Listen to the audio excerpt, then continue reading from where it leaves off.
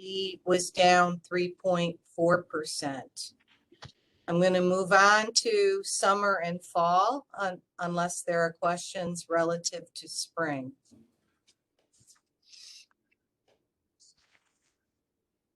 Okay, here comes summer. Thank goodness. So summer enrollment as of this past Friday, April 29th, headcount is up 35% in terms of total credit enrollment, and FTE is up 38.1%. You'll notice increases in both headcount and FTE for both matriculated and non-matriculated students.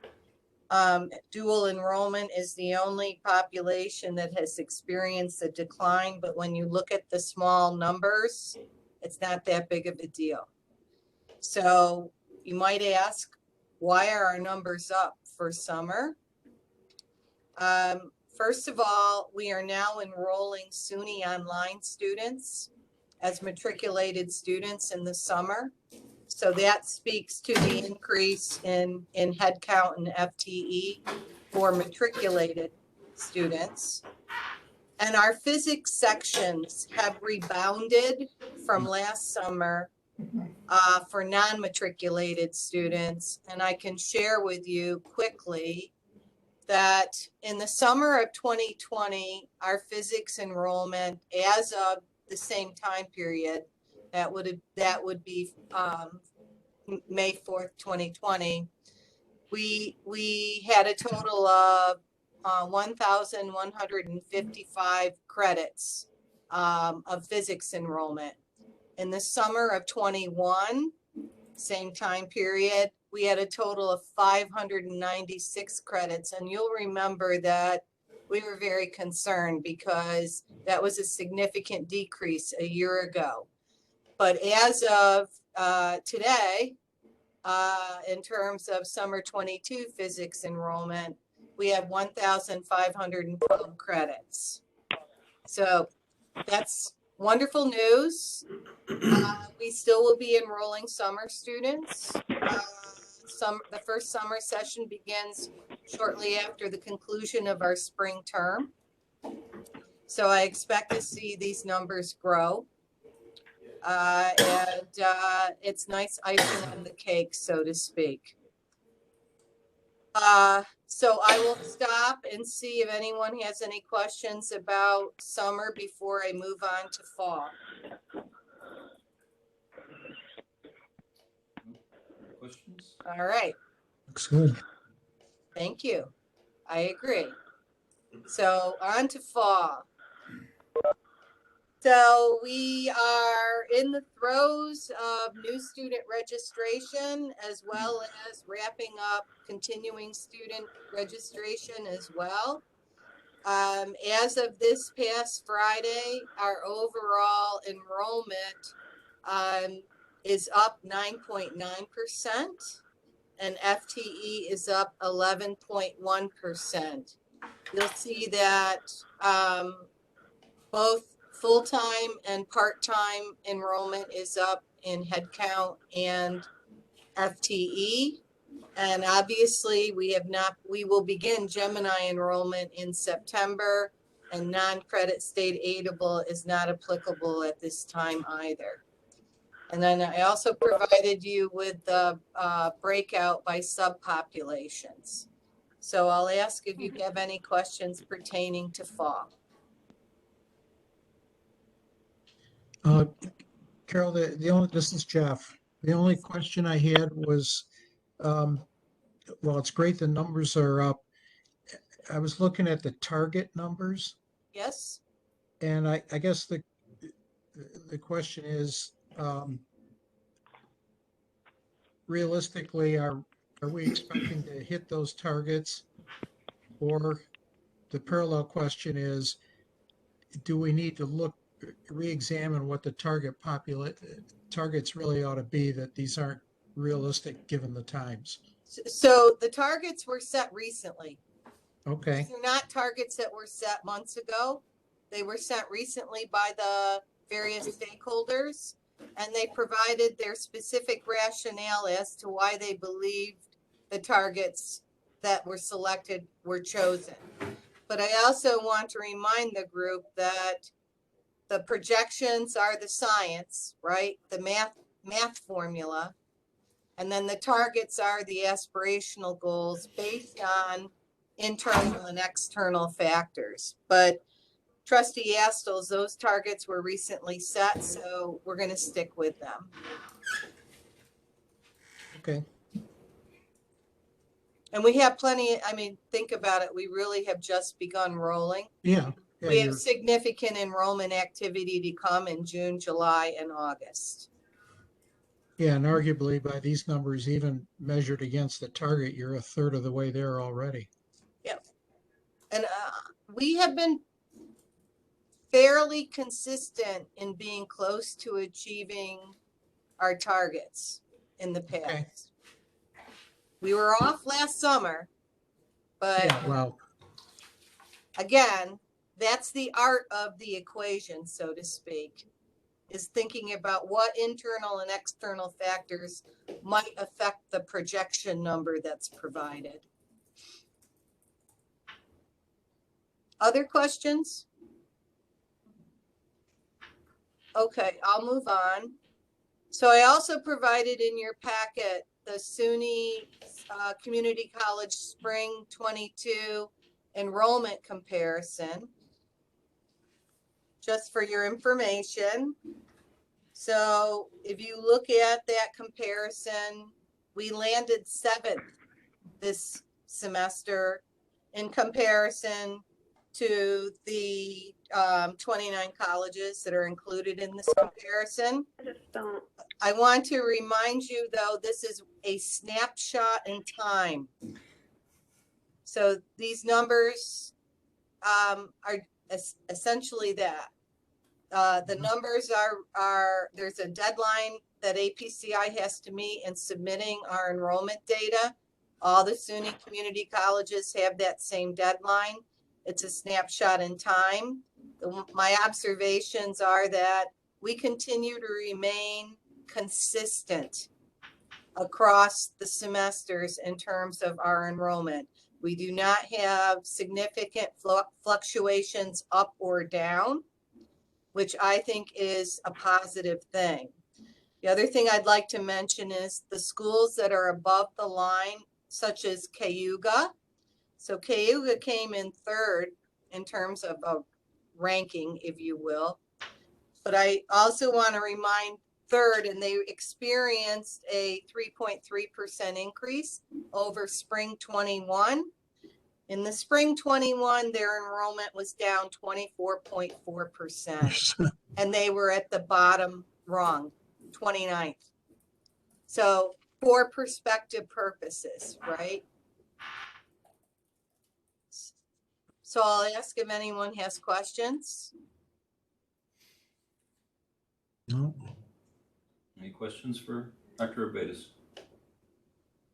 No? Not? Thank you for your time. Thank you, Dr. Abetis. You're welcome. And we will move to Ms. Sarah Whiffen, who's going to present on Student Success Update. Thank you very much. Thanks to the interconnectedness of having a new Canva account, I created a short video for my presentation that I will now share, and then I will certainly come back and we can talk about live questions afterwards. Good evening. Thank you so much for allowing me to share with you tonight how Finger Lakes Community College is supporting our students. There are a lot of questions students have when they first arrive at a college campus. And by using these 6 different products, we are hoping to leverage more data about our students and provide them with the information they need to be successful. Tonight, I'll share a little bit about each of these products, although some of them you have had deeper dives around previously. We thought it would be best to kind of do a recap in preparation for a larger data conversation next month. Our new student intake form. For years, FLCC has asked basic questions of students. What is your career goal? Do you plan on transferring? Will you be full-time or part-time? are you planning on working while in college? And although we get rich data, very often we could not connect it to whether or not the student was being successful based on what they said. This past year, we were able to leverage the Starfish platform and provide new students with an intake form. This intake form asks a lot of the same questions, but it also allowed us to ask a lot of new, robust questions. It also allows us to respond to students based on their answers. So for example, a student who might have said they had planned on paying their bill with financial aid, but had yet to fill out their FAFSA, could get an email from the financial aid director on the FAFSA specialist hours for the term and whether the student would like to take advantage of setting up an appointment.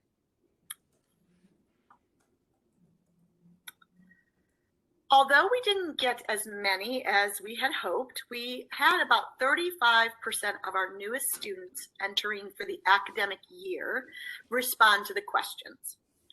What's interesting is that most of the students walking through the doors plan on being at Finger Lakes for 2 full years. As I said, tonight is just a little bit of update. We plan on looking more deeply at the data and the trends and how we might adjust our services based on these trends next month when I present. Timely care. This was a remarkable game changer for us and how we provide health services to our students. As we've all heard, mental health at the college level and for college students has been significantly impacted by COVID crisis. Timely care allows all matriculated students, regardless of where they are, to use unlimited telehealth services and very broad mental health services. Psychiatric services are also available, something we would not be able to provide on campus through our own staff. Timely care usage has been small, but also mighty. So just from September through March, and I want to reiterate that we were launching Timely Care at the same time as we were changing COVID requirements in the fall. So it got lost in the mix, but we have had more than 270 students utilize the services for almost 800 visits. And this data is only through March. April and May, I anticipate the end of the year, we'll have over 300 unique students visiting more than 1,000 times. I think that's a testament to the need for this type of service. We also have Student Lingo. This is a product that's been around since 2020. It was leveraged when we first went completely remote, but it has not yet made as wide a dent into the students' experience as we hope it will with this upcoming year. By leveraging these on-demand workshops, students have the ability to learn skills, to be taught based on their cohorts, so veterans, probation students, to learn both academic strategies and skill strategies. The product also comes with every month 1 to 2 month-focused presentations. And very often these presentations are supported with scholarship dollars from major companies.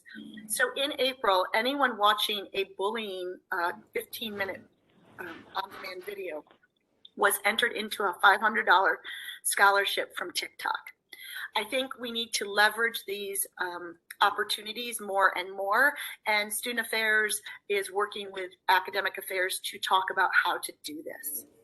A little bit of the data that we've received is that 518 unique users this academic year alone. And students are finding it to be helpful. We're getting responses that tell us that they find it helpful. So again, we're just starting to scratch the top and surface to see what this product can do to support our students' academic successes. We all know that tutoring is another key component of academic success, and FLCC has a variety of ways to help our students, from individual appointments to small group work workshops to virtual appointments, in-person appointments. We have our dedicated tutoring centers, as well as a dedicated product called Thinking Storm located within Blackboard that is almost a 24/7 operation. ASAP, online learning, campus centers, educational planning and disability services are all leveraging opportunities for students to hone their skills in the academic classroom. The MyWC Online is the product in which students actually schedule their tutors with either peer or professional tutors for on-campus services. That data is then transcribed over into Starfish, so we do get lots of reports of tutor usage. And something that I believe has been going up in the last few years are referrals to tutoring. This academic year, FLCC saw 593 referrals that came from faculty on 367 unique students. These referrals were either through progress surveys or were direct referrals outside of those progress surveys when a faculty member just knew that the student was struggling and needed some additional help. What I think is powerful here is the tutoring and the student lingo combined really could leverage perhaps more success in the classroom for our students. I know you've heard about Flick, our chatbot, and we did some deeper dives into some of the data that we have been collecting. But we are finding more and more ways to utilize Flick, the chatbot, and how to then transcribe the data we're getting into more interventions. So one of the things that kind of struck us was at the beginning of April, based on all of the interactions that had been sent out from the chatbot, 110 students were identified as being at high risk for not returning to Finger Lakes for the next term. 51 of those students were responded in an email that they got from the chatbot about returning for fall, that they were not coming back.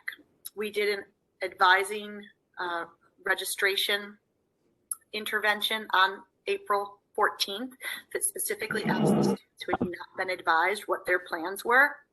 And as I say, 51 of those 110 students who were at risk said they were not returning.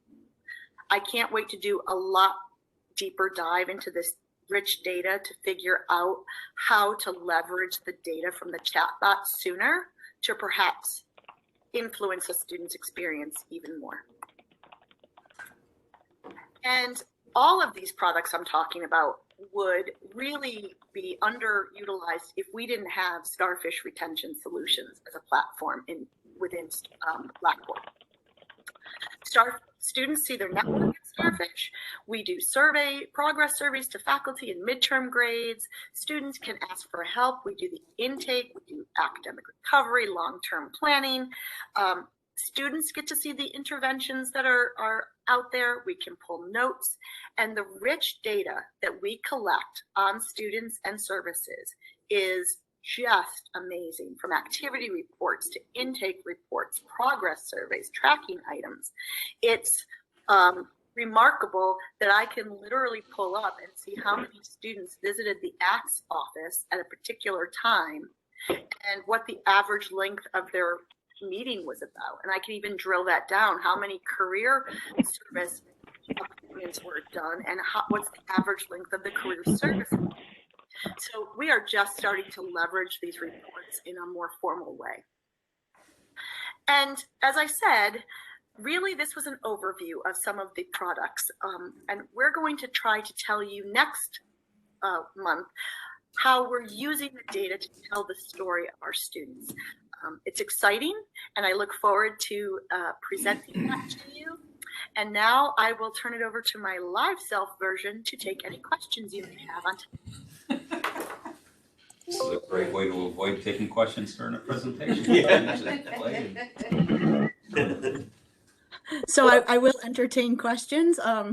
We will be using that type of platform to reach out to students over the summer to remind them about enrollment activities or allow them to interact with Flick differently. It was really a great product that we were able to dive into thanks to marketing being able to get a larger Canva account. So it's lovely to be able to cross work like that. Questions for Sarah? So, Sarah, Steve here. First of all, wonderfully creative. It really is. And I'm just curious. It really does seem like FLCC stands alone. Do you find other community colleges have really kind of met your standard, if you will? I do think FLCC is a little bit ahead of the curve. I meet with my peers often, and a lot of them have some of these pieces, but not all of them. I think timely care, we are one of the only ones to have timely care, and we are one of only 3 community colleges that have the chatbot currently.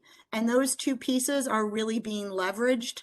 And then the 2 folks that have the chatbot or timely care do not have Starfish. So they're having to do a lot of back end work to mirror things together that I think are not going to be productive in the long run. So I do think FLCC has a lot more supports that we just need to finally get connected and talking together. And maybe this little thing called COVID could just kind of take a back seat so we can start really focusing on our students' experience. Sure. And in those interactions with your colleagues, have you been able to glean anything that might be on your wish list in terms of in the near future?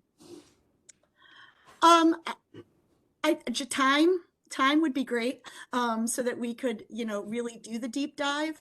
But I think right now we're poised to have almost everything we need to really start to maybe change the trajectory of students' experience at Finger Lakes. I'm really excited about the upcoming year, and I think we're going to really see some retention efforts bear fruit. Thanks for your fine work. Appreciate it. Other questions for Sarah? Well, I've always got questions on this subject because this really gets me excited. I know back in the old days we did like a climate survey, and we did several other. We did a kind of an analysis of students who had left and what issues they had. Do these tools help to kind of push us in the direction that we've seen experience that we've had problems? For instance, with students that have dropped out for certain reasons or not succeeded for certain reasons that they've indicated in those surveys. Do these tools help to almost serve as like the canary in the coal mine? Yes. To help us? Is that something, it's going to take time, I imagine, yeah. But are we working toward that? I'm going to let Sarah answer, but yes. I was going to say, Deborah, I think, can answer this one. but I do say yes. I really do think it's just figuring out which are the predictive analysis to give us that kind of forethinking to do the interventions. But I'll let Deborah add.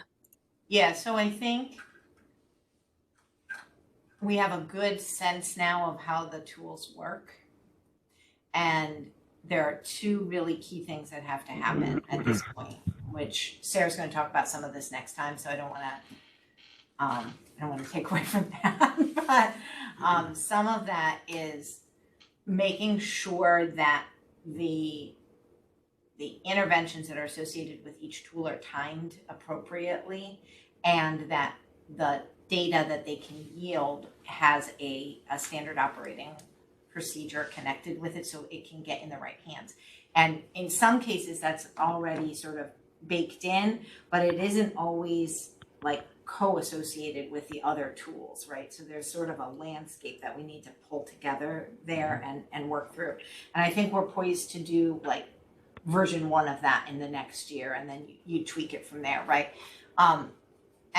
That's really the canary in the coal mine piece. That's really this intake form is telling us this about these students. And so now these students are, we know this about them, and we're going to cohort them in the chat bot so that we can follow them better through those data. And we're going to make sure that we connect with if they flag in timely MD. So things like that, we need to support the processes and procedures that are connected with that for the data as it's used operationally. And then the second part of it is that those data tell us something about decision making over time. And I don't want to say it's more powerful, because changing an individual student's life is probably the most powerful thing we do as an institution, but the ability to really see the bigger trends of what that might mean for structural change, that there's a lot of potential, and that takes us looking at the data over time and the data together, and we'll work on that over the next year too. But I think we're in a good position to start to do that now. That's George, I have a question.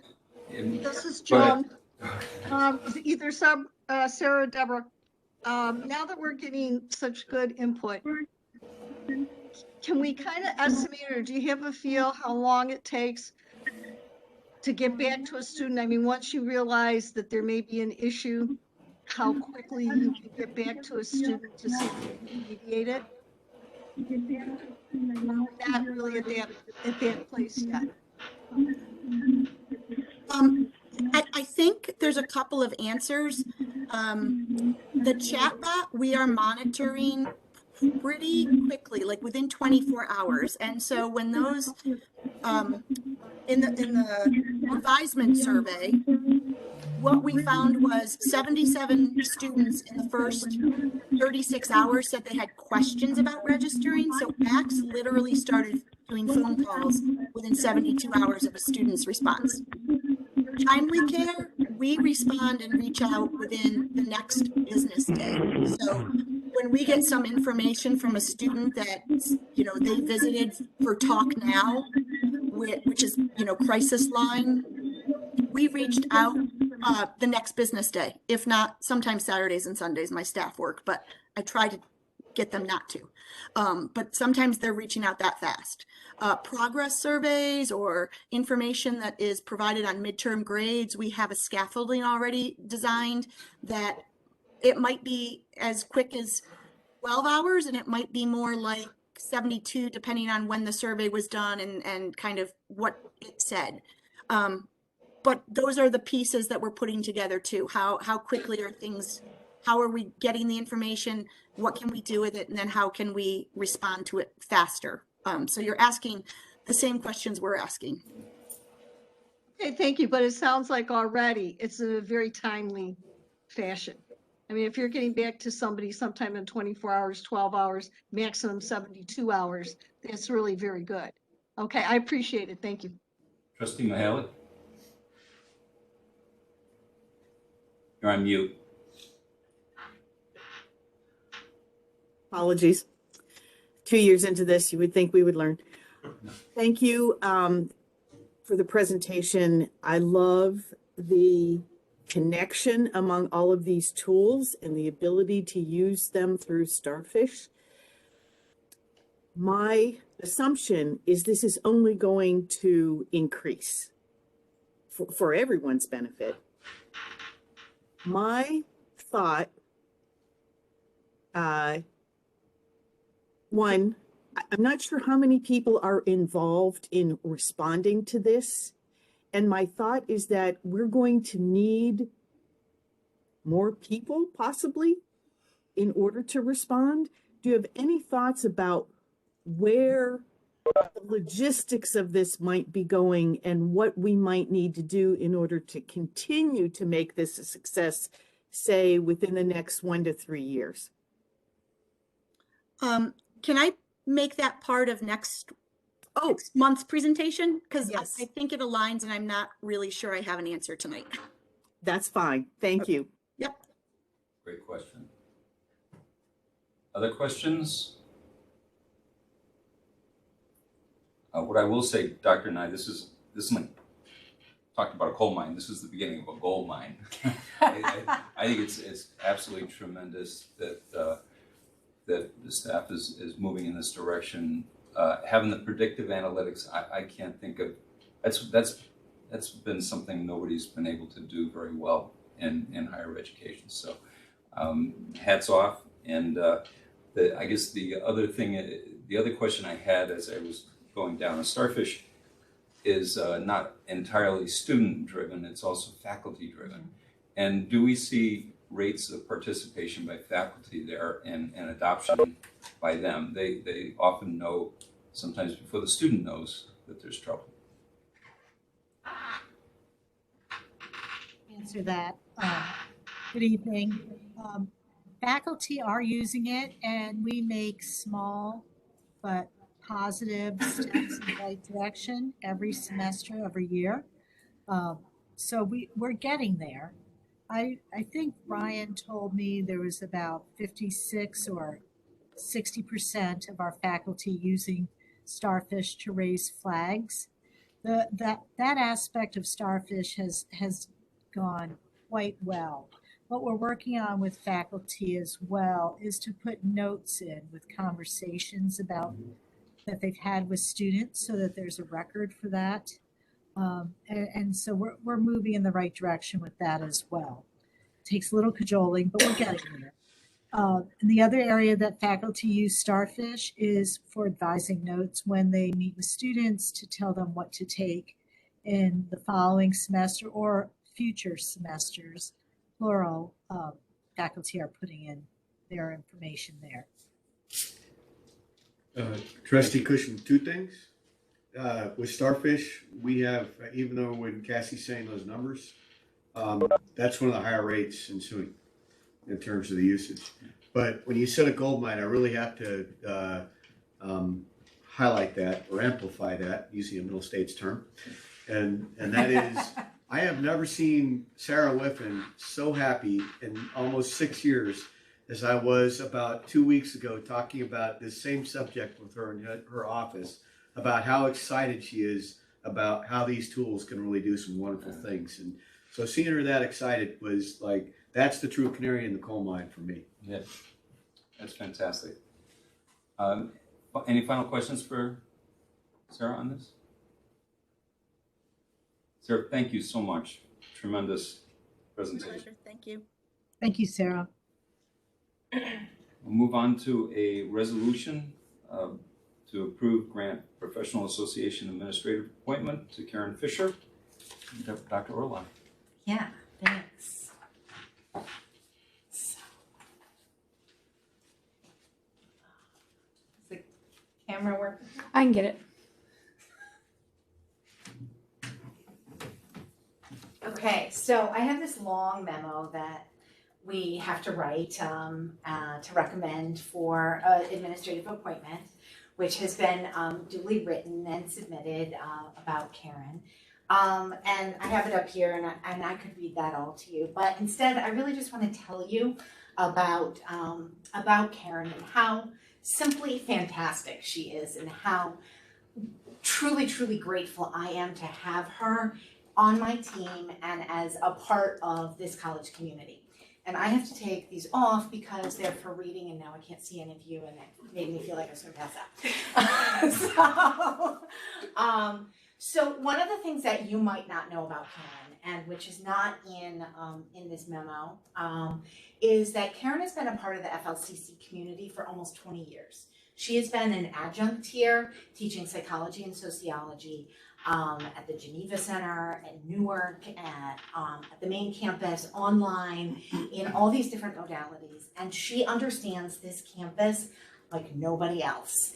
And several years ago, when Dr. Nye, I'm going to say recruited, there are days I don't use that word, recruited me to come join him in this little adventure that we call cabinet, and said, you know, I think we need this new division, and I think we gotta do more with data, and we gotta do more with data-driven decision making, and I need your help. And I thought, oh my goodness, we need more help, and I'm not sure where I'm gonna get that. And I was thinking about who could I find who could come help us on short notice to go down a journey that didn't really have an end, that we didn't know what it was going to be about. And I thought of Karen. And I knew Karen because I was a faculty member in social science where she had been an adjunct. So I had had a chance to see how smart she was and how great she was with data. But more than that, how much she understood how to think about problems that involve people. Because that's what we do in APCI. We're taking all these data and we're looking at it and we're producing it, but it's data that tells stories about human beings. So if you don't understand human beings, you can't tell data stories. And you add to that, and you might have heard me talk about this before, that we have a slightly complicated data infrastructure here at FLCC. It doesn't always work exactly the way it's supposed to.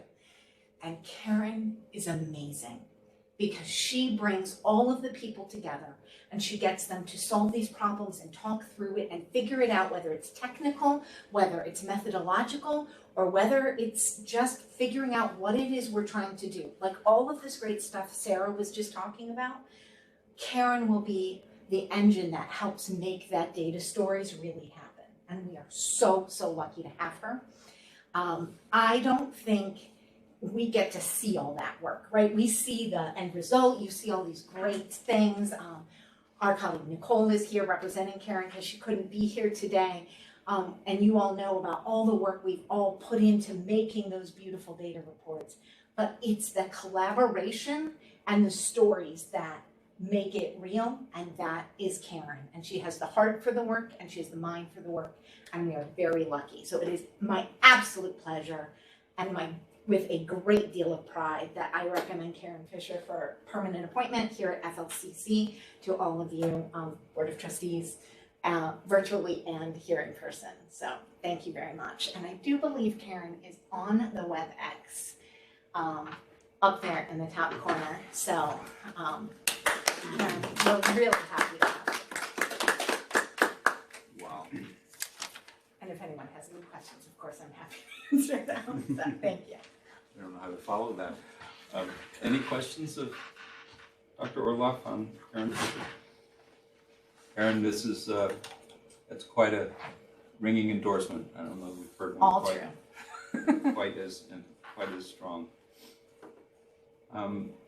Thank you, and now we'll move to a strategic thought presentation with the National Conference for Undergraduate Research presentation. Professor Hewlett, put you on, and if you might introduce your students, I we're will. excited to have them. Is this where I stand in this space? Yeah, I can put the camera back up. All right. I thought maybe it was just going to be the back of my head. No, it's magic. Yeah. It finds you wherever you go. So thank you. For those that don't know me, I'm Jim Hewlett, professor of biology, and I have with me Jessica, who is our project manager, 3 students, Matt, Layla, and Chelsea, and Demi, who's on the call. You will see, yeah, there she is, waving. And what they're going to just talk to you about briefly here is some work that they've been doing. And it's sort of a complicated collaboration between a grant that we have here, the Northeast Biomanufacturing Center and Collaborative Grant, and then a project that we're doing in collaboration with Pasadena City College out in Southern California. But then our local collaboration is with a food company, actually, Elite Foods, which spun off a division called Empire Medicinals. And what they do is they make culinary mushrooms, but they're looking to branch out into some other products that they want to make. But they don't have any R&D. They're a very small company startup. So we took on the role of their R&D. So the students have been doing research on this topic for now almost a year and a half. And just recently, they presented at the National Conference of Undergraduate Research. Now, if you don't know NCUR is the largest showcase in the country of undergraduate research. So it's all institution types. It's not, and the other thing about it is that it's not a given, right? You have to apply. The applications go through some pretty intense scientific review before you're actually accepted to present at this conference. So it's a huge deal to actually get accepted, and it becomes a published abstract that they can put on their CVs. And so they just recently did that. And so I just wanted them to be able to come and talk to you guys. You can hear about this project a little bit. I brought in a little sample of what the end products might look like, right? So if you take these capsules, this is the type of stuff that the products might eventually be going into. So I'm actually now going to turn it over to Chelsea, who's just going to walk you through what the project looks like and sort of the workflow that they've been involved with. And then at the end, if you have questions or comments, then you can jump right in. Thank you. All right, hello everybody. So I'm Chelsea, as Jim has stated, and we have been doing a lot with research, and we actually had a significant finding recently and a few other findings, but I will get to those very shortly. So basically what we do in the lab is we actually cultivate the samples that we're given. We start by putting them on plates and growing them basically on the plates so that we can then bulk up the samples in these flasks in a broth that they float around, propagate. They essentially release all the nutrients into the broth that they're in, which we can then have to take as samples to analyze for sugars and any other nutrients we are potentially looking for. From that, we actually put it through filtration, as you can see right here, and it basically condenses our product so that we can track that it's eating the nutrients it gives us, that it's producing what we need it to find the most efficient way to produce the product. And the end product doesn't always go as planned, as by this nice little image here. Generally, we wind up drying out the mushroom remnants and we pulpate them and send them off to Empire Medicinal for further examination, but there's always batches where like contamination can happen. That's what we don't hope for, obviously, but we have had a lot of successful batches as well. One that ran for nearly a month, actually, with fantastic results. And we measured out using what's called a spectrophotometer, where it uses light to essentially measure the density through the liquid to give us our reducing ratios on whether or not the product is taking the nutrients to grow. And it's a very fascinating study, and I'm very happy to have been a part of it. It's definitely opened my eyes to the detail that research takes, for sure, and I absolutely love everything about it. It's been a great experience. I've worked with a lot of great people, and I hope to be continuing more work like this in the future. And who wants to go next? Matt, Layla, you guys want to say anything? Matt's like the veteran, so you're looking at the veteran Matt's student been the right longest now. here. Yeah, he's got the full history. Hi, Matthew. It's been a real great experience for me. When I first started on the project, it was at the height of COVID, and so a lot of our lab classes were being put online. And what the first thing that comes to mind is what I got out of the project was just the hands-on technical experience that I was able to go into a lab and actually do the things, because you can learn about it from a book or do simulations online, but it's just really not the same as actually physically going there and doing it yourself. And also learn a whole lot of other stuff, working with a team long term. And one thing that I thought was really valuable was in the labs and stuff in class, the teachers already know the answers, but if something goes wrong, one of our batches get contaminated, it's not even the professors know the answer, right away. It's, a genuine mystery. And so just, being able to collaborate with the team and, try to diagnostic and, figure out exactly what's going on. These are the steps that we use. I found that, really helpful and very, Yeah, very helpful, very eye-opening. Great skills. You I got like the your last shirt one. too. You That's gotta an say awesome something. shirt. You gotta say I something. like that shirt. Yeah, that is. Today's the day. Hi, my name is Layla. Oh, I man. am the newest member of the Mushroom Polysaccharide Project. I have to be honest, this is the most valuable experience I've probably ever had in my entire life. I've learned so much from equipment. I can run a whole bunch of machines like bioreactors. I've learned how to operate an autoclave, which sterilizes things. I've learned valuable life experiences as well, like how to maintain a sterile work environment, how to work in a team, and communicate effectively. Yeah, so I'm very grateful to be on this project, and I've gained so many life experiences from it. Thank you very much. We probably have a little time for questions, or are we way behind? No, we can take some questions. Are there any questions for the group from the trustees? Stop sharing. I think Jeff, are you talking? Sorry. A couple of questions. Professor Hewlett mentioned doing the R&D for the companies, and I guess my question is, first is, how did we get connected to the company? Did we approach them? Did they approach us? How did we do that? Well, I think Dr. Nye did the matchmaking. Didn't you originally get Well, Chris? Or?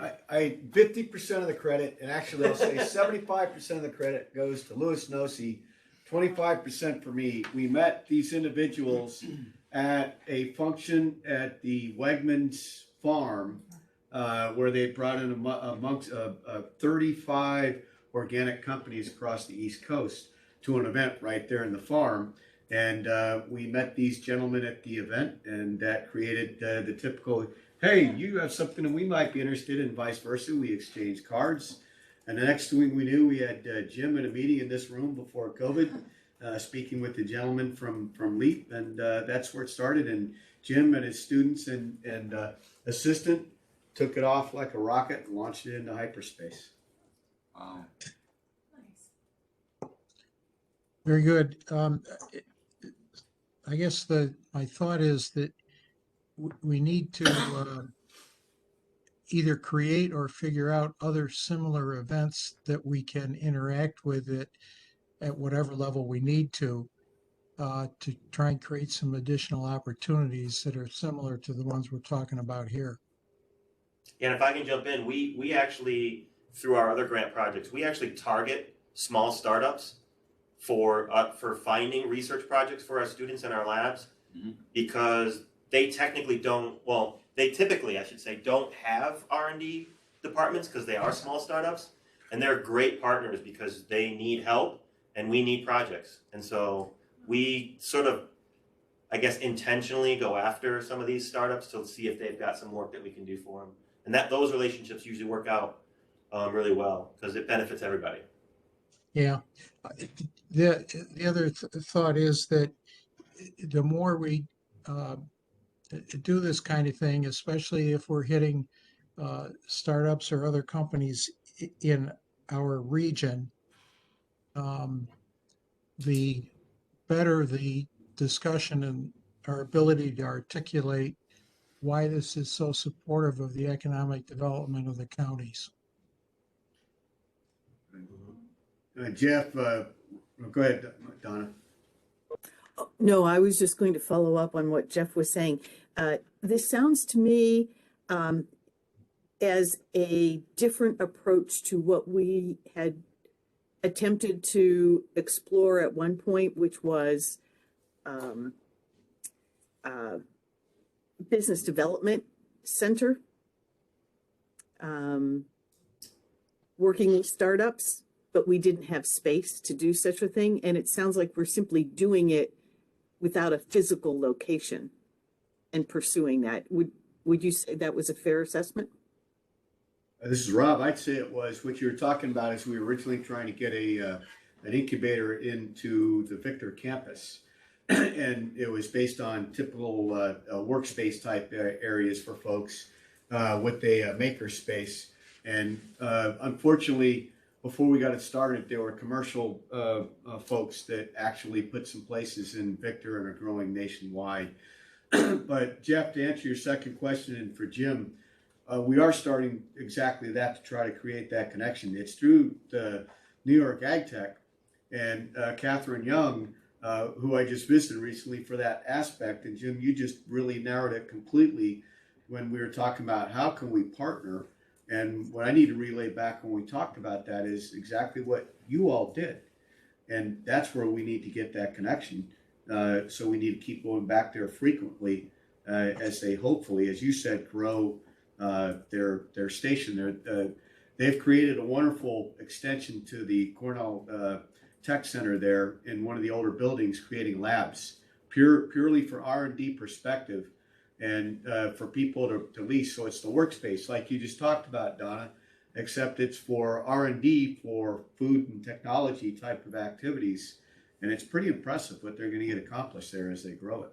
Yeah, I'll jump in. You'll have to just cut me off if I get too excited about this. But so the company Leap Foods has actually leased some space in this Ag Tech Center so that they can start to scale up this process that we've been developing. So when you saw the pictures, those bioreactors are operating around or between like 2 and 4 liters of liquid, and they want to start scaling up. They want to get to 30 to 100 to 1,000 liters.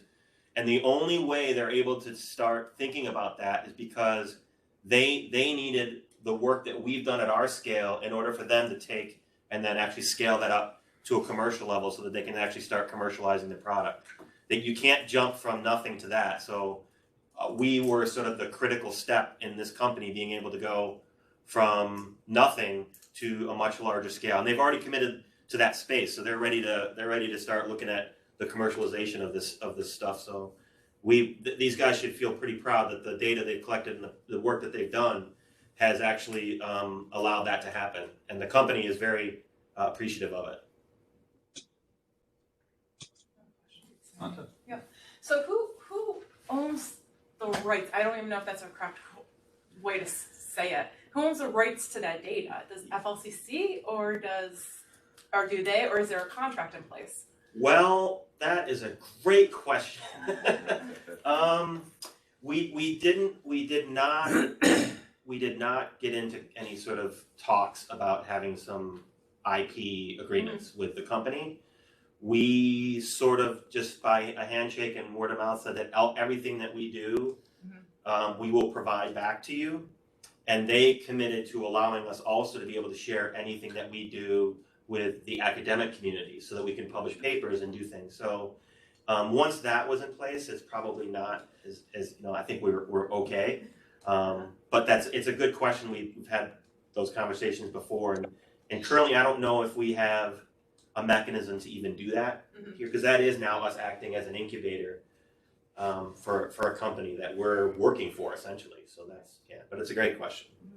Yeah, but from this though, it can grow into internships and future employment down the line. So no, it's great opportunities. Yeah, I mean, if they get to a point where they've actually have scaled, I mean, they're going to hire these guys. Exactly.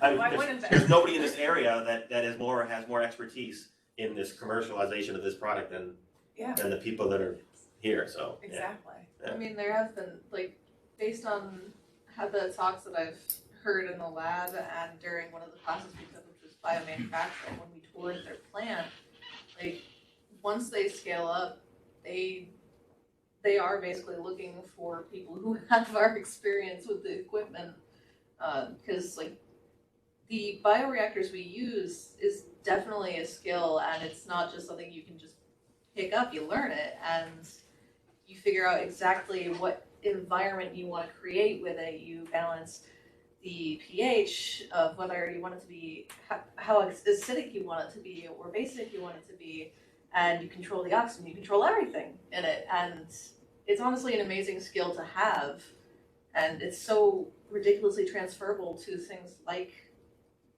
Clay Foods industry. And he was talking about how the plant was going to be opening up most likely in Geneva, and how he would definitely be like looking for people and talking to our biomanufacturing class at the time of how he'd basically be looking at FLCC for people. That's excellent. Yeah, that's a magic of a community college. It's what it does. That's Well, and we've also entered into discussions that if they do scale and they do become commercial, that we would still continue to remain a significant portion of their R&D efforts, so that the hopefully the plan will be when they start making money, right, that they can actually start investing back into FLCC to actually support us as a significant arm of their R&D efforts. So that they're very excited about that, because no one else is going to have the expertise, and they don't want to lose this, right? That this scale is important to them. Yeah. And just to follow on, because it's not that it was on the same track I was ever. And it really does get down to like patents, copyrights, things of that nature. And I know Carnegie class institutions are pretty well set up to do that. Yeah, I don't think we are really, but it's something that maybe our good friend Louis Noche could start thinking about how to get some resources behind all that stuff. Or we could just spin off a company of our own and compete with them for.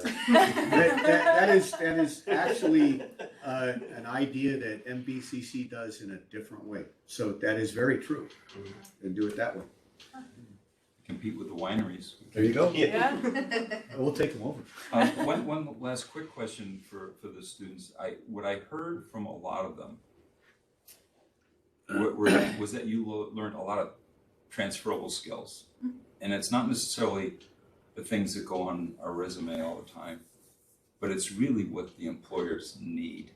I heard about working together as a team, solving problems, all these things. They don't necessarily translate on a resume, but they really are essential skills. And as a matter of fact, there's a lot about it going on right now.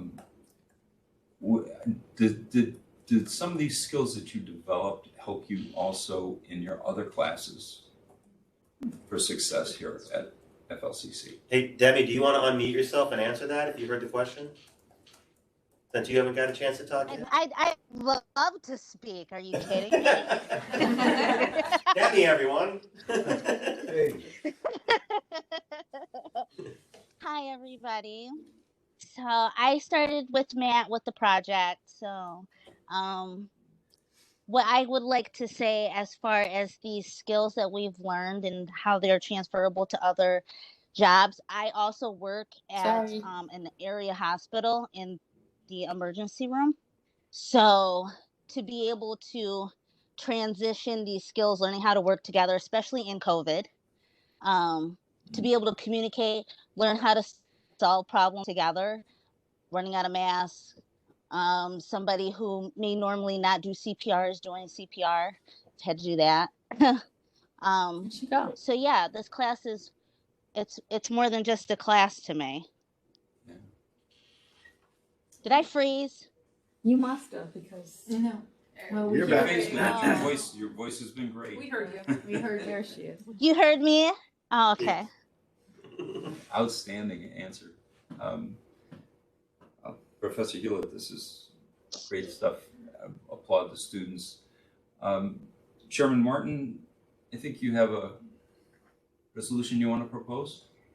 I do, and with the trustees' permission and the audience's permission, I'd like to read the resolution in acknowledgement of the students' important work. And Professor Hewlett, I'm going to give you an advance heads up to identify and list the 5 deserving students when we come to that portion of the resolution.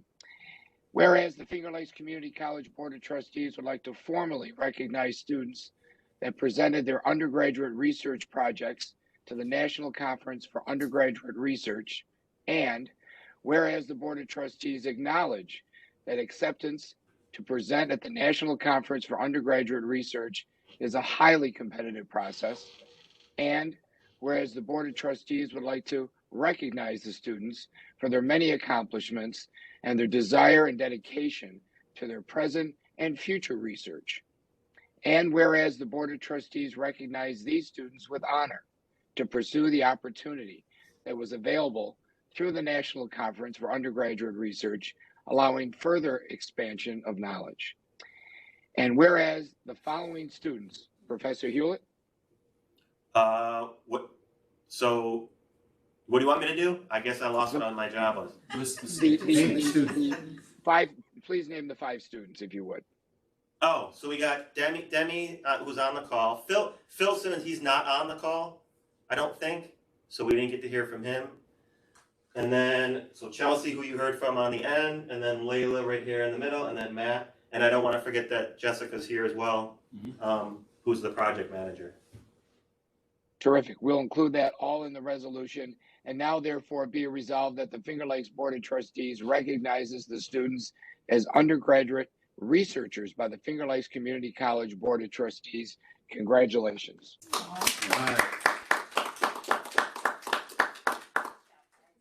Thank you, Chairman Cushman. I'll turn it back to you.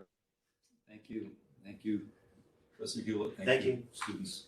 Can we remind them that they're going to get a signed copy? No, yes. So this resolution that Chairman Martin just read will be distributed. You'll get a signed copy, and it will have your name on it, and it'll be something that you can hang on a wall or share on a resume. So appreciate all that you've done. Thanks again. Thank you. Thank you very much. Thank you. Thank you for coming. Congratulations.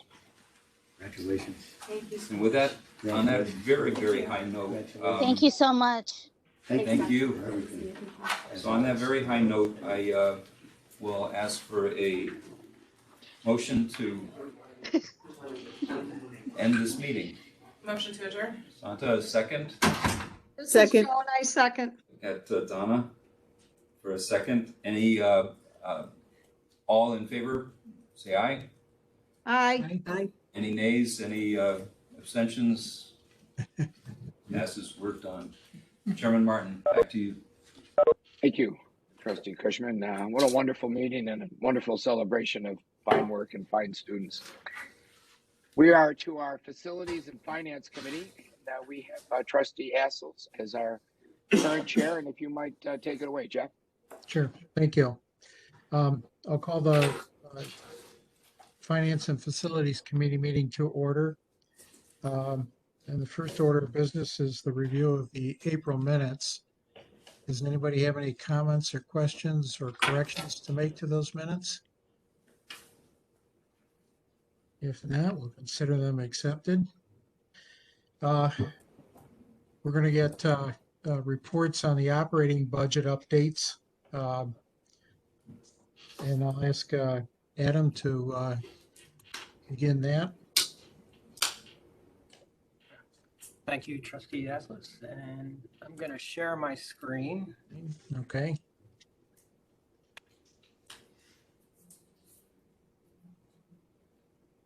Okay, so there are several reports in your packet. We will start with this one. This is the monthly report dated March 31st, 2022. At that point in time, we were about 58% into the fiscal year. On the revenue side, year-to-date revenue is $41.5 million, or about 80% of the funds received to budget. Again, this is typical flow for funds for the year, primarily from tuition and fees. The non-credit line still tracking with historical trends at about 25% revenue. And for the federal aid, there are two components in this line. One is the institutional and one is student aid. For the institutional, that budget, the 7.5 million there, the institutional composes about 2.4 million of that, of which 1.6 million has been spent. Student aid portion, it's about 5.1 million, of which, as of this report, 2 million were spent. We also spent another 1.9 million in April, so there will be updated numbers next month in next month's report. On the expense side,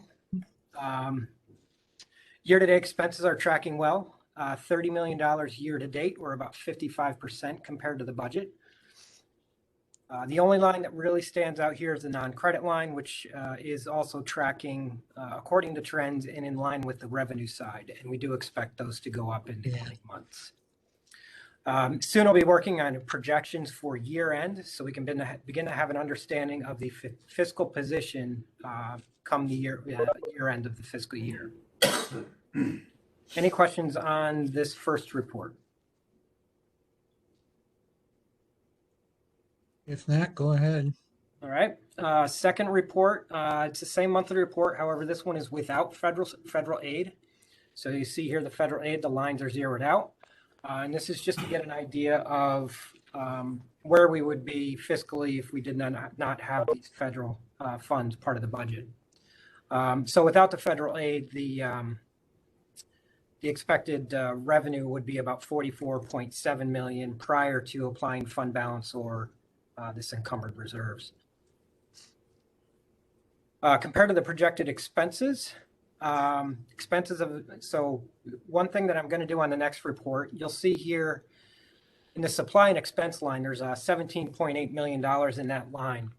That does include currently the stimulus funding in that.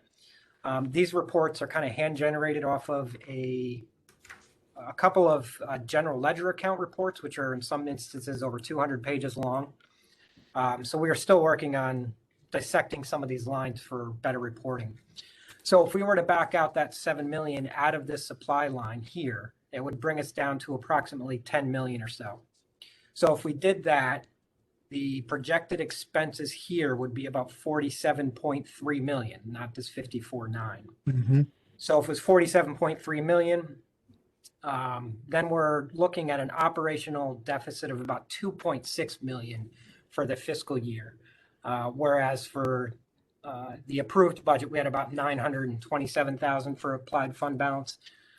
So if we backed out those federal stimulus funds, it would be about $2.6 million deficit based on operating expenses. Any questions on this report? All right. Any questions? If not, go ahead, Adam. All right, so the Got next some report here is a stimulus update. And I apologize, this last line is on the second page. We'll fix that for next time. So this stimulus report, this was updated last week, April 27th. And this is for institutional funds only. Our controller, Christine, is currently working on a federal report that is due this Friday, May 6th, which will provide us with a much better fiscal standing of our balances. The figure in the lower right-hand corner, which is this number here, this 352. This represents the anticipated unallocated funding from the stimulus funds on the institutional side. Now, there are two sources of expenses that we're looking at to reimburse ourselves, so to speak, as a result of COVID. The first one is rent expenses. We had reduced capacity due to COVID, but we are still paying the full occupancy rate for the rentals that we have, such as our campus centers. SUNY reimburses us about 40% of those rental costs. So we can utilize some of the stimulus funds to help capture some of that other 60% that we actually pay. And how we do that is we're looking to get final numbers on what the percentage of in-person instruction was versus remote instruction. And we can take that percentage and then apply that to that 60% balance and reimburse us for those costs. The second one we're looking at is wages.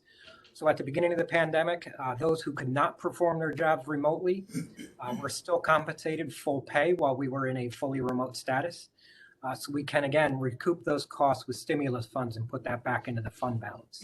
Now we did, or I would say we, because I wasn't here at that point, but at the beginning of the pandemic, there was a specific code put into our systems to identify those individuals that were being paid. So it's just a matter of pulling that report and identifying that.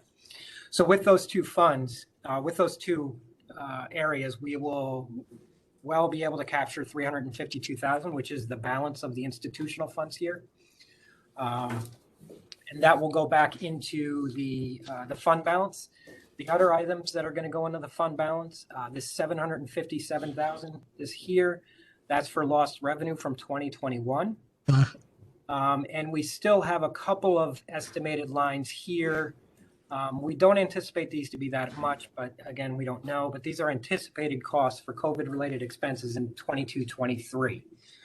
We're hoping we don't have to spend that, but it's there just in case. Any questions on this report? Any questions? Yeah, I do have one. Sorry, Adam, to be late there. So dollars back into the fund balance right now, you're anticipating by some quick math here, looks like just a tad over $1 million. Is that approximate? That is correct, yes. Okay. Yep. Thanks. Thank you.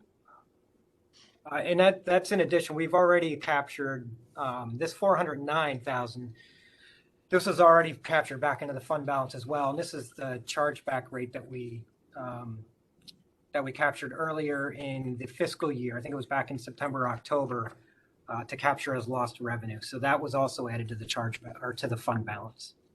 So that was within this fiscal year, or was it the prior fiscal year? It was this fiscal year. Oh, it was. Okay. All right. Yeah. Thank you. And like I said, we're having that the federal report that's due this Friday, so we can have a better idea of actual balances, and then we'll have a better idea of what the impact is to the fund balance based on institutional funds that we were able to capture for that. Yeah, and that was going to be my follow-up question was assuming, and I understand you got to finalize the numbers, but let's assuming that give or take $1 million goes back to the fund balance. Where does that leave our fund balance? How much would be in it? Yeah, that's a great question. And so I have some preliminary numbers right now. I do have this later in my report, but I can go over it now as we're talking about it. Whatever fits. No, I can. So I just have to find it. We had our current fund balance is roughly about $9 million. And so there's two things that are going to be affecting our fund balance in the next several weeks. One is we are still going through our final audit stage. During that process, there is a potential that we have to capture $1.3 million that would negatively impact or reduce our fund balance based on closing out certain accounts. That's something we're still working on. So that $9 million goes down to about $7.7 million. We add in back the $1 million roughly of this institutional funds that we're still looking to capture. That brings us back up to about $8.7 million or so. So, and again, when I reiterated my first report, the first financial report, working on projections for year end. And that will give us a better idea of where we'll stand from our fund balance perspective at year end. But right now, within the next several weeks, I anticipate it to be anywhere from 8.5 to 8.8 million. Okay, thank you. Any other questions? So I'm sorry, I do have one more. So Sorry, go ahead, Steve. We speak of our annual budget. I know we made an adjustment as a result of some of the stimulus dollars that came our way. So for the fiscal year of 21-22, we consider our annual budget to be 57 million. 47. Well, so the annual budget that was approved by the board was about 47 million, 47.4. The adjustments we'll have to make at year end, as we get closer to the fiscal year end, will be the adjustments based on the federal aid. Because there was the uncertainty or not knowing what the impact to federal aid would have been at this time last year when the budget was developed, those costs were not incorporated into it. So like last fiscal year, there were several budget adjustments made based on stimulus funding. The same practice or the same thing we'll have to do later this fiscal year is to do some budget resolutions to capture those revenues and expenses so that we can record those and then report up through the county and SUNY. And when do you anticipate that happening? Would that be at our June meeting or would that be at our August meeting? I would anticipate that to be the August meeting. So we have a better idea and we wouldn't have to do, hopefully 2 resolutions, one in June and then one in, August that we, because we underestimated, so to speak. Okay, thank you, Adam.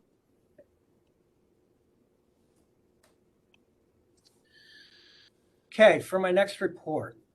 So this is going to be a high-level discussion of where we are at with the current fiscal year 22-23 budget bill. So this chart here is kind of a trend analysis of each fiscal year from 17-18 through 21-22. The column on the far right, the green column, that's the budget projection for 22-23. And as you can see, currently, total revenues, total expenses, the budget estimation is $47,937,265. That is about a $519,000 increase from this current fiscal year, or 0.09%. And if we look at, show real quickly, if we look at down here, this is a percentage change from fiscal year to fiscal year. And you can see that the expense increase from this current fiscal year to this fiscal year, 22-23, is about 1.09%. Now, in order to balance this budget, You want us to ask questions now or at the end?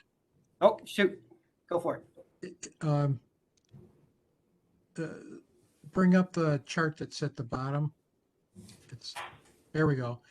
So if I'm looking at the 22-23 and we're looking at the chargeback line item, are we saying that chargebacks are likely to go up 17%? That is correct, yes. Wow. So we jump ahead to my notes and I will go through that. Okay. I knew that'd be a question. Yeah, that leaped off the page at me. Go ahead. No, so there is an anticipated increase in chargebacks, and the chargeback calculation has a direct correlation to the revenue stream. Yeah. Now, if we recall last year or this current fiscal year, there was $1.9 million in stimulus fund budget in there. That is removed, so that changes the flow of funds here. So chargebacks. Chargebacks are calculated from a revenue offset to the total projected expenses. So if you take miscellaneous revenue, student revenue, and state aid, subtract that from total expenses, that balance equals the cost not covered by those revenue streams. That figure is then divided by the projected total FTEs to get a gross chargeback rate. Then that rate is then multiplied by the number of out-of-county FTEs. Now, the reason that's so high is because our out-of-county FTEs, the percentage is about 64% of our student body population. So it is a majority. So there's a lot of students that those counties get charged back to, and that's why that number is so high. And if you'll see over the years, this line here, there is really no consistency in the chargebacks. Yeah. Now, I do know that has been a point of discussion at SUNY. And I know several years ago, and I'm sure some of you that may have been on a board around then, I know Dr. Nye has talked about this. There was discussion on changing the calculation model for chargeback rates. It was proposed, but it was never enacted. So it was, they went back to the old way, so to speak, of doing chargeback calculations, which is that revenue offset to expenses divided by FTEs and multiplied by out-of-county FTEs. All right. So let me say something. You tell me whether I'm right or wrong. So the more FTEs we have, arguably changes the chargeback amount, depending on whether those FTEs come from the sponsor's county or from the other counties. Yes. Yeah. Is that correct? Yeah, yes. Okay. The more FTEs, the lower the chargeback. Yes. Depending on where those FTEs come from. Correct. Depending on where those FTEs come from. Yes. Okay. How do the FTEs that come from our online, which arguably could come from anywhere in the country, play into this equation, or don't they? They don't. So if we were to say triple our FTEs for online from out of state, it wouldn't have an impact on the chargeback amounts or rates that we have to charge our other counties. Is No. So okay? Right, because so the online model is not directly tied to Okay. on That's campus separated. model, so to speak. Yeah, we do receive. Yeah, we do receive an online service fee. That is revenue we do receive from SUNY Online. That has been increasing over the past couple of years, which is a good thing. But no, it doesn't have a direct correlation or impact to the chargeback rate. But Jeff, I'll say one thing. We'll take any FTEs anytime, anywhere, whether or not they're part of that model. So it's still beneficial. Okay. No, I agree. I just needed to know whether those online FTEs factor into this equation at all. Yeah, no. Basically, if they don't, they're separate. Not for the multiplier effect.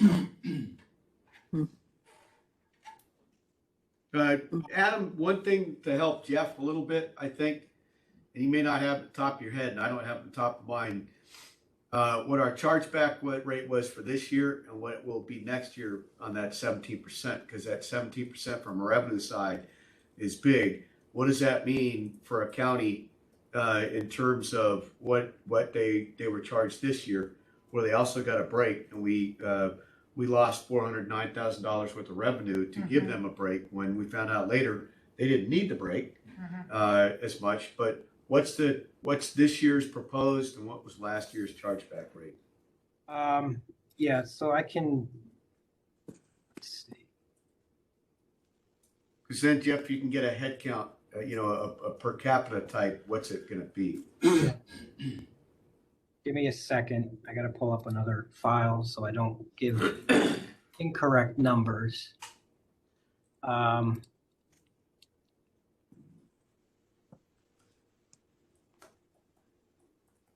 see. So where are we at?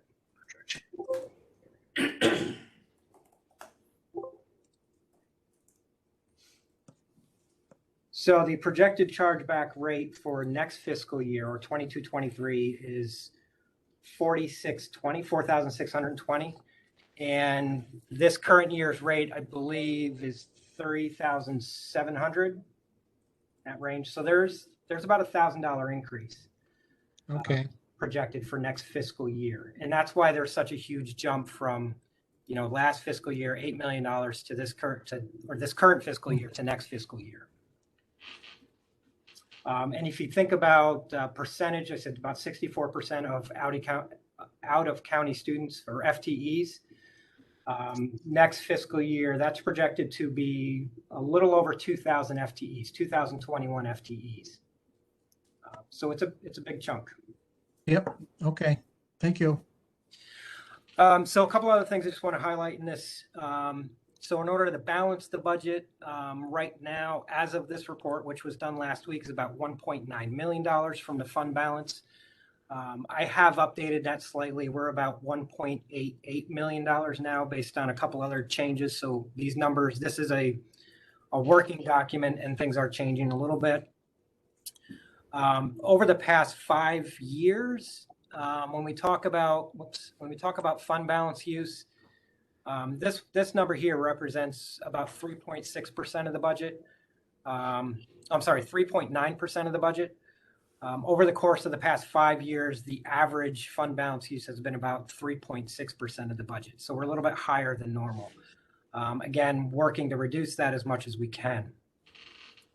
Some of the main drivers for the increases in expenses, one is the estimated personnel increases due to pay rate adjustments. Later this evening, there are 2 contractual resolutions for approval. Those numbers have been included in this as an estimate, so these numbers will not change after those resolutions are approved. The other big adjustment increase was health insurance costs. Next fiscal year, it is anticipated they are going to increase about 440,000. And then again, contractual obligations, cost of goods, service contracts, utilities, insurance. Those are all items that have gone up somewhat out of our control, either due to inflation or built-in percentage increases year over year. There have been a couple decreases to help offset some of these. The first one is New York State employees' retirement contribution has decreased approximately 431,000. This is due to reduced employees in the defined benefit plan, either due to retirements or resignations. Big impact with that was the retirement incentive done last year. Last year. That impacted that. Another decrease was about 372,000 decrease in the requested equipment costs, most notably in the IT AV equipment line. A lot of that has been replaced with HERF over the past 2 years. So that line decreasing, has been somewhat of a anticipated decrease, but again, in the coming years, looking for that to go back up as those life cycle of the equipment goes down. So any questions on the projected 22-23 budget? I will say, overall, I think considering how the economy is going, the cost increases of things, I don't think we're in a horrible position at the current budget estimate, about 47.9 million. We know that relying on the fund balance, roughly at 3.8% at this point, is not sustainable. What I will be working on is some information for the Board of Trustees on how to mitigate the fund balance usage for next fiscal year. I will have more information on that during a formal presentation of the fiscal year budget at the next board meeting. And then over the summer, putting together multi-year budgeting models so that we have better insight into future expenses and how best to mitigate the future reliance on fund balance to the extent that we are.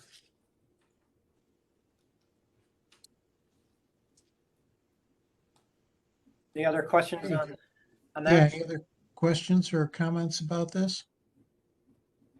Jeff, George, one quick question. It's kind of a future question. Because we had all this big, because of COVID and the relief, we got this big investment in equipment and so forth, and all that's going to come due for replacement about the same time.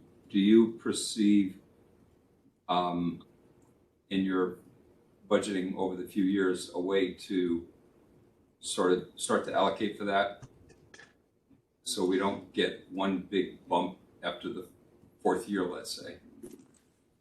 Right.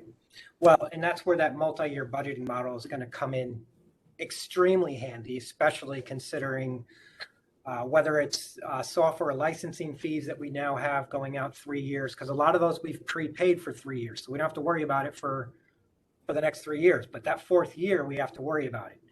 So how are we going to plan for that? And that's where that multi-year budgeting model is going to come into a significant play in strategically, planning our fiscal years ahead. So it's going to be really important that we don't just throw together this multi-year budget model just to have it, but we actually use it as a tool for us to be, put us in a better financial position moving forward. Thanks. One follow-up question based on what you were saying, Adam. Does the college currently have any specific reserve funds that we fund over time so that when we have a large expenditure, we have already accumulated the money for that purpose? I was thinking, and this is probably not a good example, but sooner or later we have to replace computer equipment. So you can anticipate the life of, laptops, desktops, etc. But do we have like a reserve fund to replace that kind of equipment when the time comes? So to my knowledge, and Dr. and I could probably speak better maybe because of historical knowledge, we do not have a specific fund reserve for so-called special projects. So there isn't like a capital fund reserve where we put away money every year because we know we're going to have a bigger expense coming up. Yeah.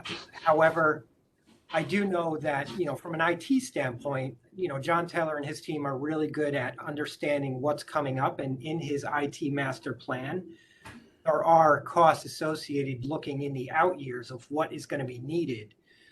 So I think from that standpoint, they do plan that accordingly and incorporate that into every fiscal year budget. But that's where that multi-year budget will tie into the IT master plan, the campus master plan, so that all those items come together and we really have a good understanding of what the approach is coming next fiscal year and the fiscal years after that. Yeah, I know from my experience with the county, while we used to have a fund balance, I think of say $15 million, we used to have any number of reserve accounts that might have 40 or $50 million in them. But when it was time to replace a major piece of highway equipment, we just paid cash for it because we had reserved the money over a long number of years for the life of the equipment. When it was time to replace it, we simply paid for it and bought another one. So there's a whole kind of big, broad discussion to have about reserve accounts, and we can have that at the time that you talk about multi-year budgets and the like. Hey, John, can you speak up a little bit that, because it's been done in a similar way based on life cycle of equipment. So it's been done a little bit differently. You want to elaborate on that? There's a couple of areas where we have major expenses over the years. You're absolutely right, Jeff. Laptops and PCs don't get better with age. You have to replace them eventually. And so we have a life cycle plan that works through the offices. That's one thing. One other thing we do is when there's a very large expenditure, like we recently had to replace our compute infrastructure for the whole campus, which really all 150 servers we have reside on those devices. That was a large expense, and we ended up entering into a lease deal, which spreads the expense over 3 years. So those sorts of things even out the budget requests year to year. Okay, thanks. And I'll add to that. There's another avenue that we pay for some technology increase or upgrades. One, for instance, was the phones for the entire campus. That was actually part of the capital maintenance plan, which was funded by the county and SUNY. And that was about $1 million project. So there are other avenues to capture larger IT expenses. And we can work those into those capital plans as well. So well, not just IT, you're correct. We have to give the county great credit. They gave us $500,000 a year for capital maintenance already. But what's really important, Jeff, you highlighted this a while back, and we've got all this new equipment, the high-flex stuff, that's an increase to the normal life cycle activities John has already talked about, and that we have to explore the ability of adding IT hardware, which we learned recently can be utilized for capital, so you can get the 50% match with SUNY. We need to. That's part of the long-term planning that Adam has to put into the multi-year budgets. Yep. Okay, thank you. All right. Okay, on to last report real quick. This is speaking of capital maintenance, the 2022 FLCC capital maintenance project. And this is part of the capital maintenance plan, the 5-year plan that is done every year and updated every year. So this is $1 million for this coming fiscal year, 22-23. 500, which comes from the county, as Dr. Nye just said. The other 500 is funded by SUNY. So for the items identified in this list are part of the master plan and comprehensive study of the existing facility structure. The project work includes replacing aged equipment, providing enhanced systems based on new technologies, and ensuring the safety of our students in code compliance. So some of the projects outlined on this form are second phase of replacing electrical panels, the gym heating and ventilation units, FLCC site work, including parking lots, roads and sidewalks, and classroom and common area space upgrades. So that total project cost for the fiscal year is $1 million. And if there are no questions on that, that concludes my report.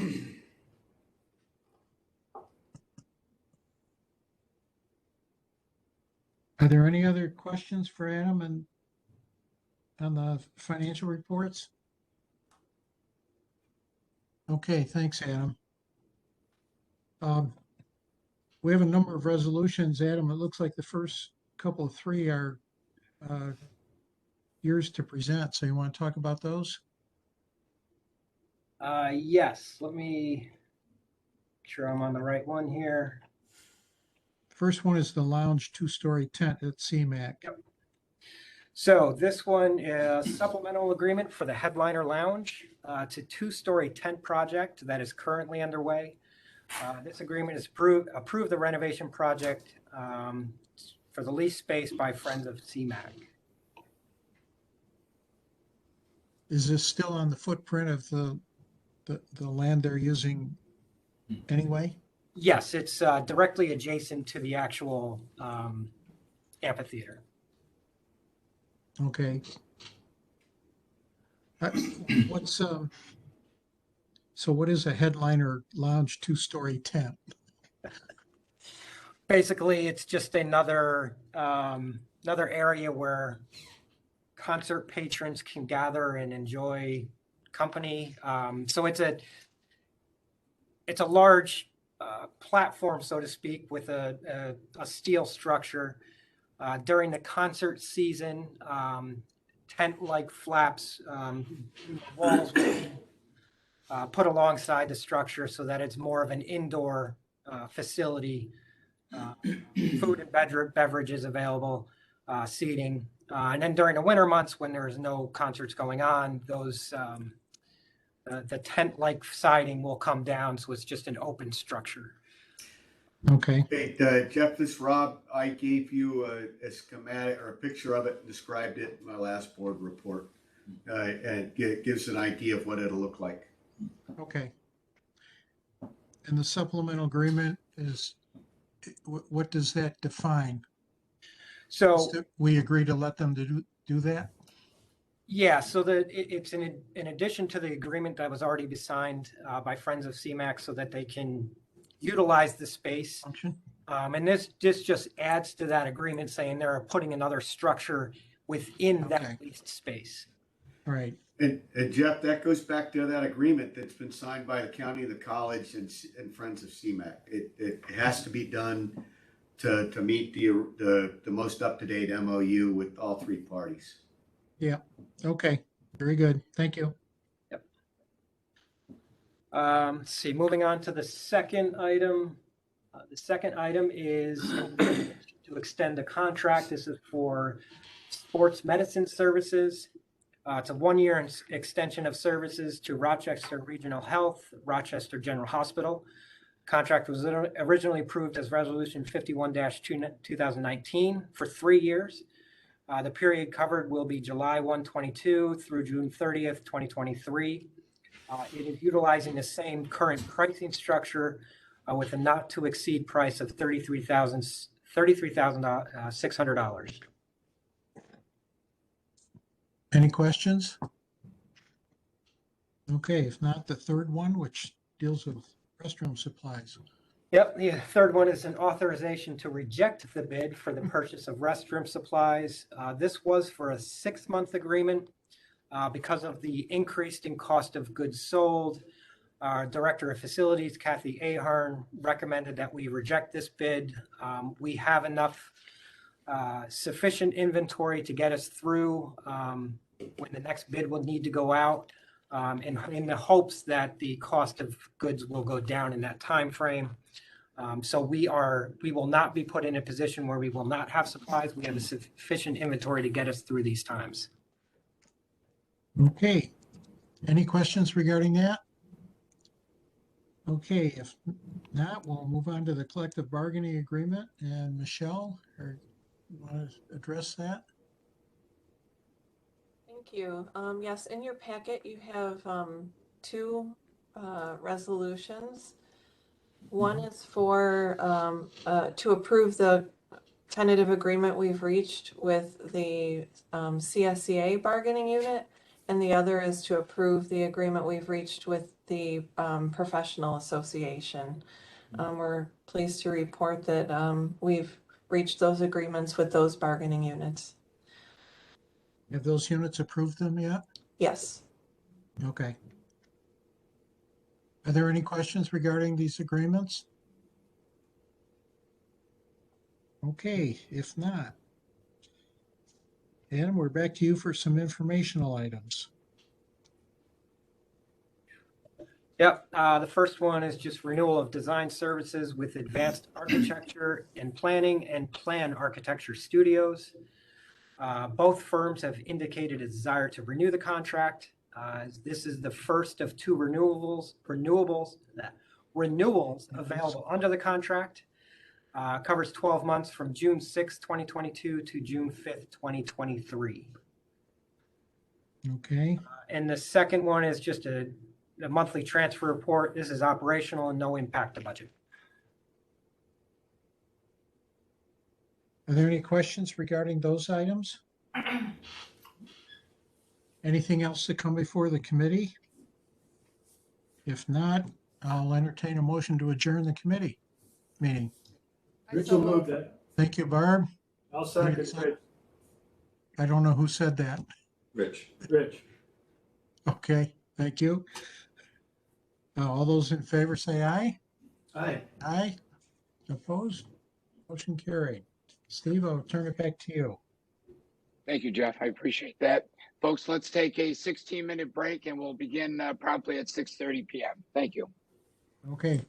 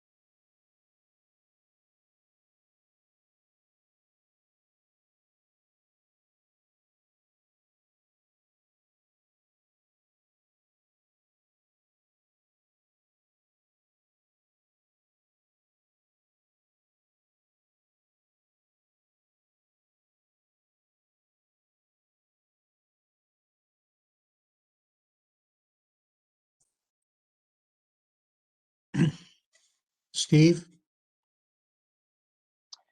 Yes, Jeff? Yeah, where do you want to put the nominating committee report on the agenda? It's number 2 underneath new business right up top. Okay.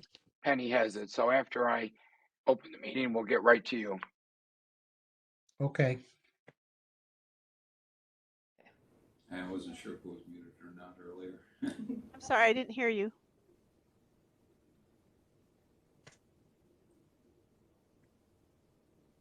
Cheryl, I think we're all set. We're okay. We'll begin in a minute here. Yep. Yep. The boardroom's all set. Thanks. Mm-hmm. Just trying to get the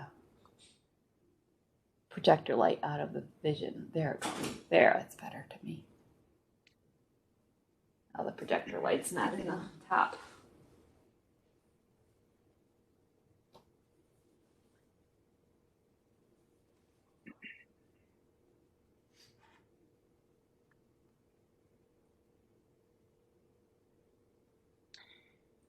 Well, welcome back, folks.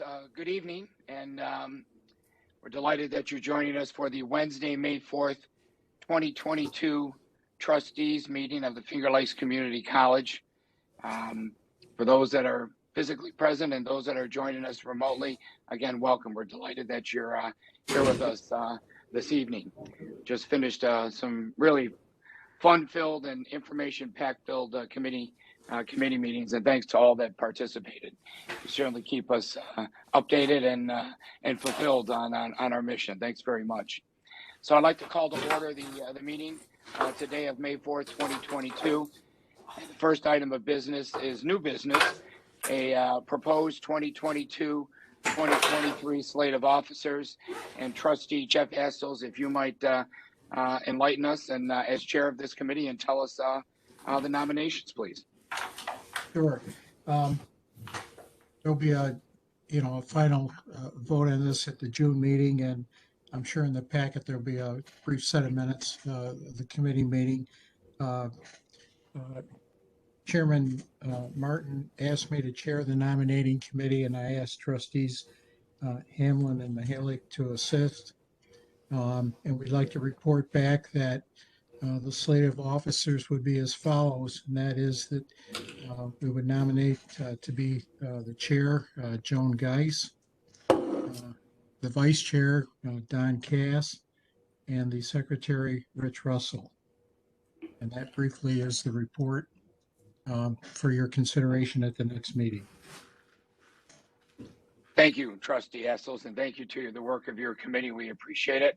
And to those that are willing to serve as we look forward to the 22-23 year. So thank you all. And again, this will be in front of us for a formal vote at our June meeting. Any questions of Trustee Astles? Comments? Hearing none. As we transition to the public community portion of our agenda here, I'd like to give our student trustee, Sophie Partial, who has been with us for this past year, the 21-22 year, an opportunity to introduce a guest that we have. And without stealing any thunder, Trustee Partial, maybe you could make an introduction. Hey everybody. So I invited our new elected student trustee, Alani Rodriguez, to sit in and just be able to get the experience of what a board meeting is like. I asked Alani if she wanted to speak a little bit about herself. If not, I can do it. Alani, I think you're here. She there? Yes, I'm here. There you go. Hey, Hi, everybody. Hello. Welcome. Please, yes, we'd love to hear a little bit about yourself. So the floor is yours, and please go ahead and tell us a little bit about yourself, if you would. This is my second year at FLCC. I'm currently a healthcare studies major. My anticipated graduation would be in 2023, and then I'm hoping to go into the nursing program. I'm currently working in student life, and that's how I got kind of aware of this position. And I'm grateful to have Sophie with the transition. So thank you, Sophie. And I'm so excited to be the new trustee. Well, we're delighted to welcome you. And Sophie, you're not going anywhere yet. You still have some business to do, but Lonnie, we're delighted to welcome you to the board formally in another month or two. And just like Sophie before you and others, you really are the reason we're all here.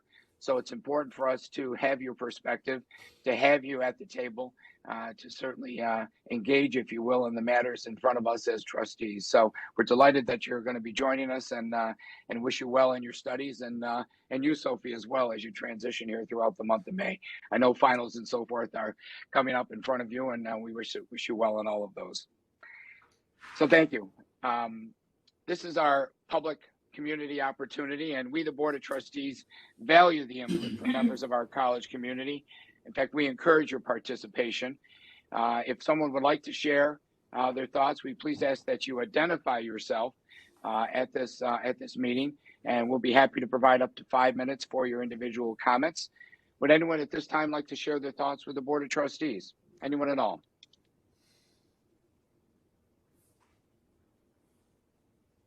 Anyone that might be present, or anyone that might be with us in a virtual way, online? Good evening, Trustee Martin. This is Joe Mariconda. I'm president of the Faculty Alliance. Good evening, trustees. It's good to see you all again. Welcome. There's a couple of things that the executive committee of the Faculty Alliance wanted to bring to the attention of the board. Tonight, you're about to pass two tentative agreements, most likely, for the CSEA and the professional associations. And as we congratulate our brothers and sisters in those organizations, one of the issues is that if those are passed, they're actually in conflict with the Faculty Alliance contract. We do not have a tentative agreement. We thought we did. We did not. That is something that I'm sure you can discuss with Dr. Nye in an executive session. But the college leaving the consortium is a direct violation of the Faculty Alliance contract. We filed a grievance with the school. Went to the provost, and from there it went to Dr. Nye. We have not heard from Dr. Nye at all. We are bargaining in good faith, but we have not heard from him on this issue. The tentative agreement that our negotiation team worked on was economically agreeable to all parties involved, and there's just a couple of issues that apparently are holding it up, and that's from Dr. Nye. I guess he would need to explain that to you. Since we were not responded to by Dr. Nye, then the grievance will then be served on the Board of Trustees, and that will be forthcoming either this week or next week. So we are concerned that the board should be aware of this. We are realizing that there's contract violation. There are solutions to this, which can be discussed with Dr. Nye, but we think that you should be aware of this and how this works out. I'm willing to answer any questions that I can if anybody has any. We appreciate the opportunity to hear your comments, and thank you very much for sharing those. Any final thoughts at all? We're looking to come into an agreement some way, but again, the board will need to talk with President Nye in an executive session and get details on that. Okay, again, thank you for your comments, and I wish you well and hope you remain well and enjoy the rest of the semester. Thank you. The same to you. Anyone else that would like to share their comments publicly during this portion of our meeting? Community public comment. Anyone at all? Anyone else that might be joining us remotely, virtually? Final call? Okay, hearing none, thank you very much. We'll move on to our resolutions, Board of Trustee resolutions. And the very first one is the revision of the date, in this case, dates of this year's 54th commencement ceremony. Was scheduled for May 20th, 2022. It's still May 20th, 2022, and also added as Saturday, May 21st, 2022. With the board's permission, I'd like to take this separately, and please look for a motion and a second to approve the dates of May 20th and 21st, 2022. Please, a motion. I'll move it. This is Jeff. Thank you. A second. Steve, this is Joan. I second. Thank you, Joan. Any questions or comments from the trustees? Penny, anything else we need to be aware of in terms of this particular resolution? No, that'll take care of it. Thank you. Great. Hearing no final comments, all those in favor, please signify by saying aye. Aye. Aye. Opposed? Abstentions? Carried. Thank you. These next three we'd like to take together, and these are the reinstatement of our fellow trustee Don Cass as secretary of the FLCC Board of Trustees, as chair of the Finance and Facilities Committee, and reinstatement as a voting member of the FLCC Association.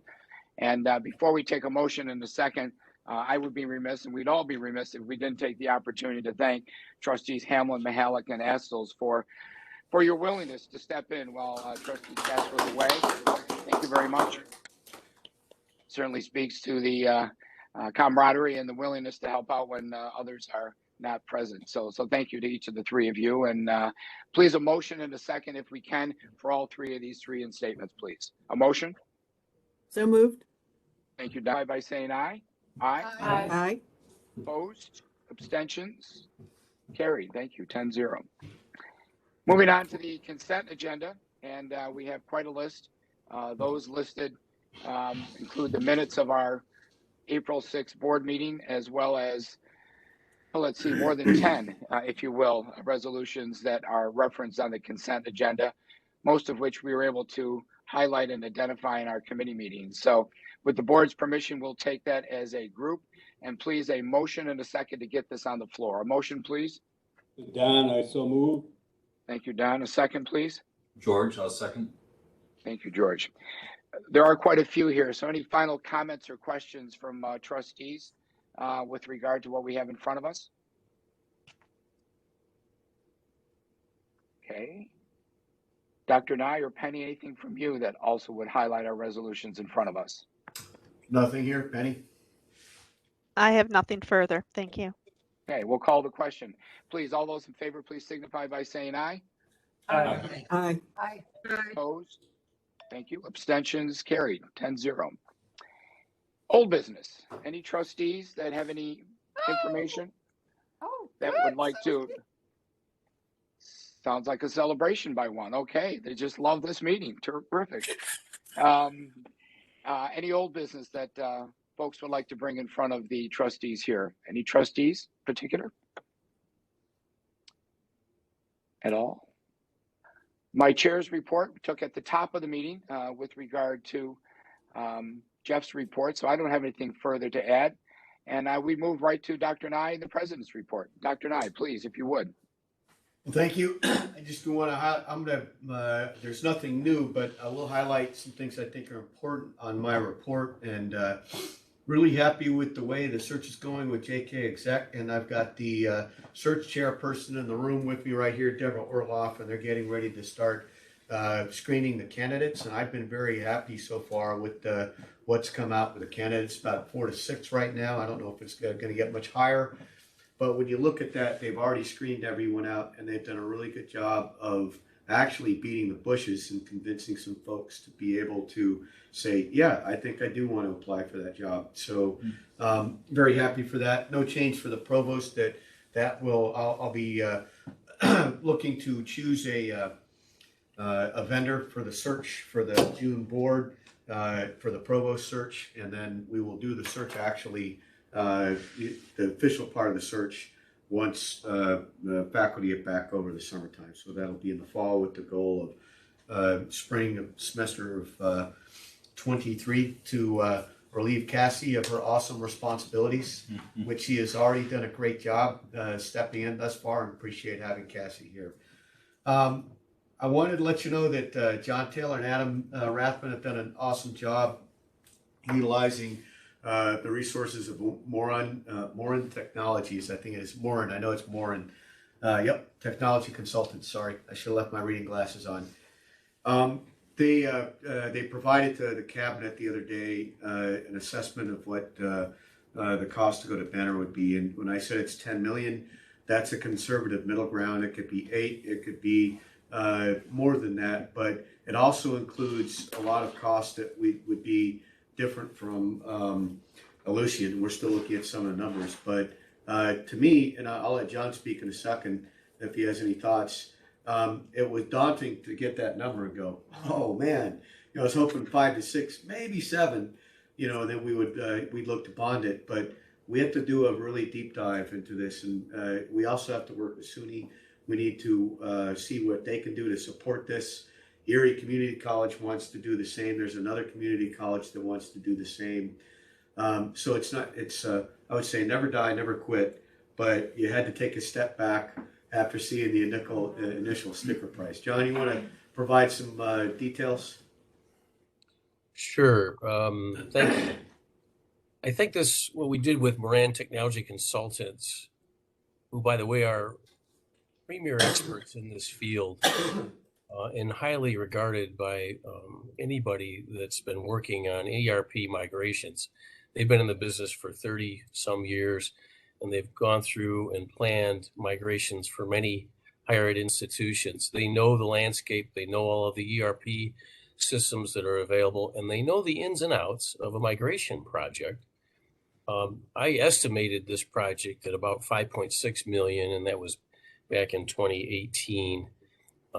But I, being a novice at doing a migration, I missed several things. A couple of very important ones are having a systems integrator, which is a company that would help do the configurations and migration of the data and manage those configurations of the new system. Also, backfilling of offices, that's a really important part because when you go through a migration that's a multi-year thing, the folks in the offices really have to be involved with the migration, and you still have to do business day to day. And so that's a very important aspect. All of the reporting that we've created over 30 years would have to be migrated. That's an awful lot of work. And these folks at Moran really knew what they were talking about when it came to estimating those costs in with all of that.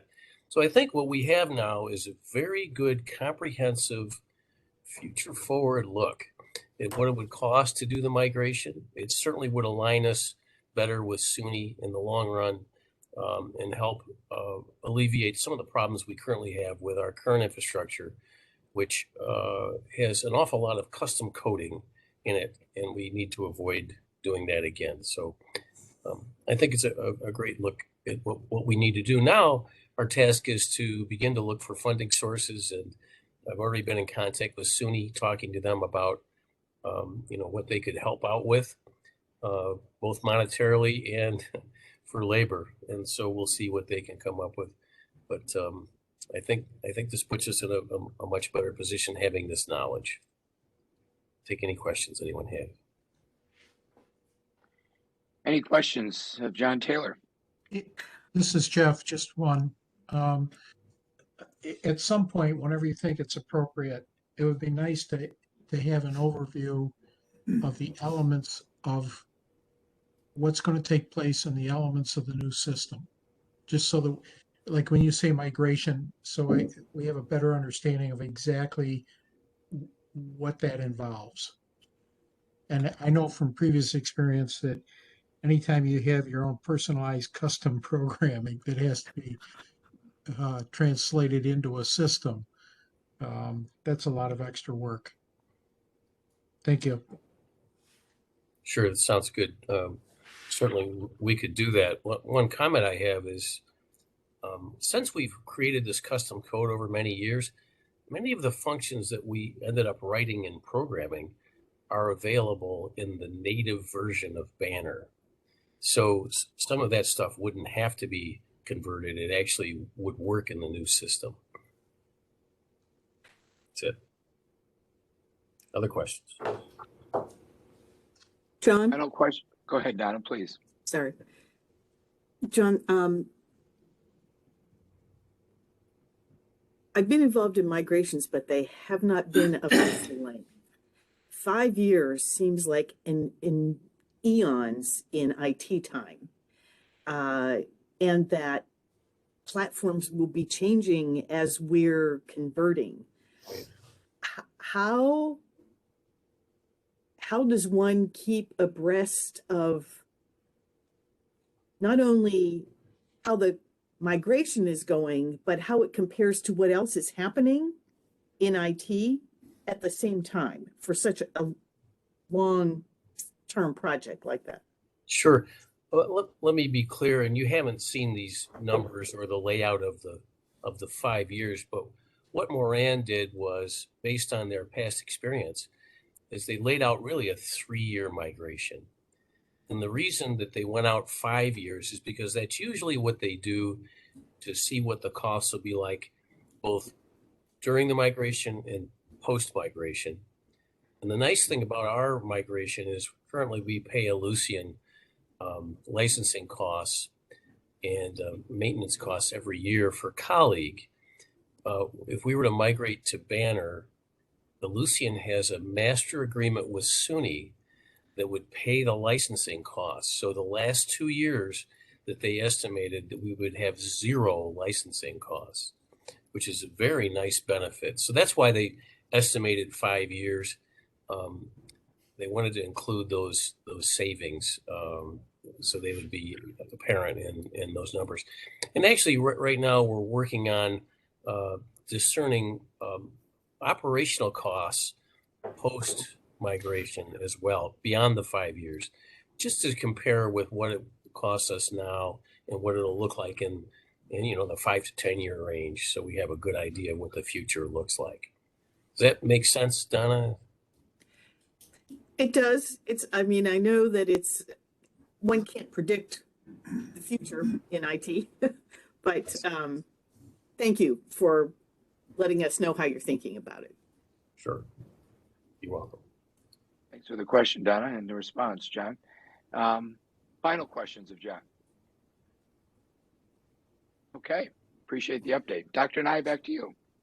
Okay, and I'll probably put another person in the spotlight, but I wanted to highlight a little bit about the Honors House, and that we are moving forward and getting a little bit more clarity on being able to sell Honors House to Byrne Dairy, as mentioned, and working with the faculty, the honors faculty, Kathy Ahern and John Taylor and others, and Adam, to create a space for the honors faculty, and it would be the hall at the end. If you came in the other entrance in the front and turned right instead of going in or up the stairs towards the library, that entire hall could be used for them, and some space in the library adjacent to it that would change the dynamics within the library, and allow the honors faculty to have their next iteration of their vision of Honors House, which they have aptly named Hemlock Hall. And it looks really interesting what's been done so far, and I'm proud of the work that people done. Cassie's been involved, and she's got some work she's got to do with Sarah Moon and some of her concerns in the library and so forth. But it looks like it's feasible with Harmony, which is nice, to be able to accomplish something that's to the benefit of the foundation, the college, our students. And Cassie brought up a really interesting question for us to look at. The Honors House and the way it is right now, and the way you experienced it, Donna, is based on the vision of Kurt Nearing Bliss, John Paulson, and in particular, and Trista Merrill's taken that on. But Kurt Nearing Bliss and John Paulson are not going to be here forever.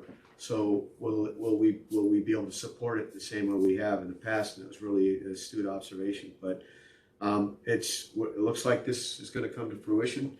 with more harmony than we thought when we really originally started talking about it. And I'll let Lewis and Cassie or anybody else who wants to pipe in to provide any other details. None from Lewis? You're speechless? I have nothing else to add. Okay. How about you, Cassie? I think you covered it well. Thank you. Thank you. I did something good today. So one question, I may have misheard. I thought you said they wanted to call it Hemlock Hall. Hemlock Hall is what I've heard, what I've seen, you know, off of Hogwarts and so forth from Harry Potter. Okay, I'm thinking of Play-Doh. Oh, okay. That's an age thing. So I couldn't understand what the connection was there, but. Okay. Yikes. If you have not watched, go ahead, Cassie. It's actually based on one of the lakes. All the Finger Lakes are recognized. Oh, okay. In the different Sorry, I thought it was Hogwarts. It might be a little Hogwarts. That's because Trista's involved. Yeah, exactly. Okay. Thanks for the correction. Anything else for the honors? Last thing real quick, I do invite you, if you have a chance, to stop by on May 25th when we have the new Finger Lakes Works with Their Hands on this campus with about 1,000 students that will be here instead of being broken up into the manufacturing, healthcare, which we always supported, and agricultural in one spot on our main campus. And a lot of good folks. Carol Urbatus has been involved, and Margaret Lorenzetti's been orchestrating amongst other folks, and I think it's going to be a great event. Carol, any thoughts from you? No, it is a great event. It's a wonderful opportunity for us to host school districts in our service area. As Dr. Nye said, there's going to be well over 1,000 students and school personnel on our campus that day. And FLCC is actively involved in supporting the event in a variety of ways. Thank you. And to close that out, and to use that old Ronco commercial, and wait, there's more. If you look at the bottom of my report, there is a link.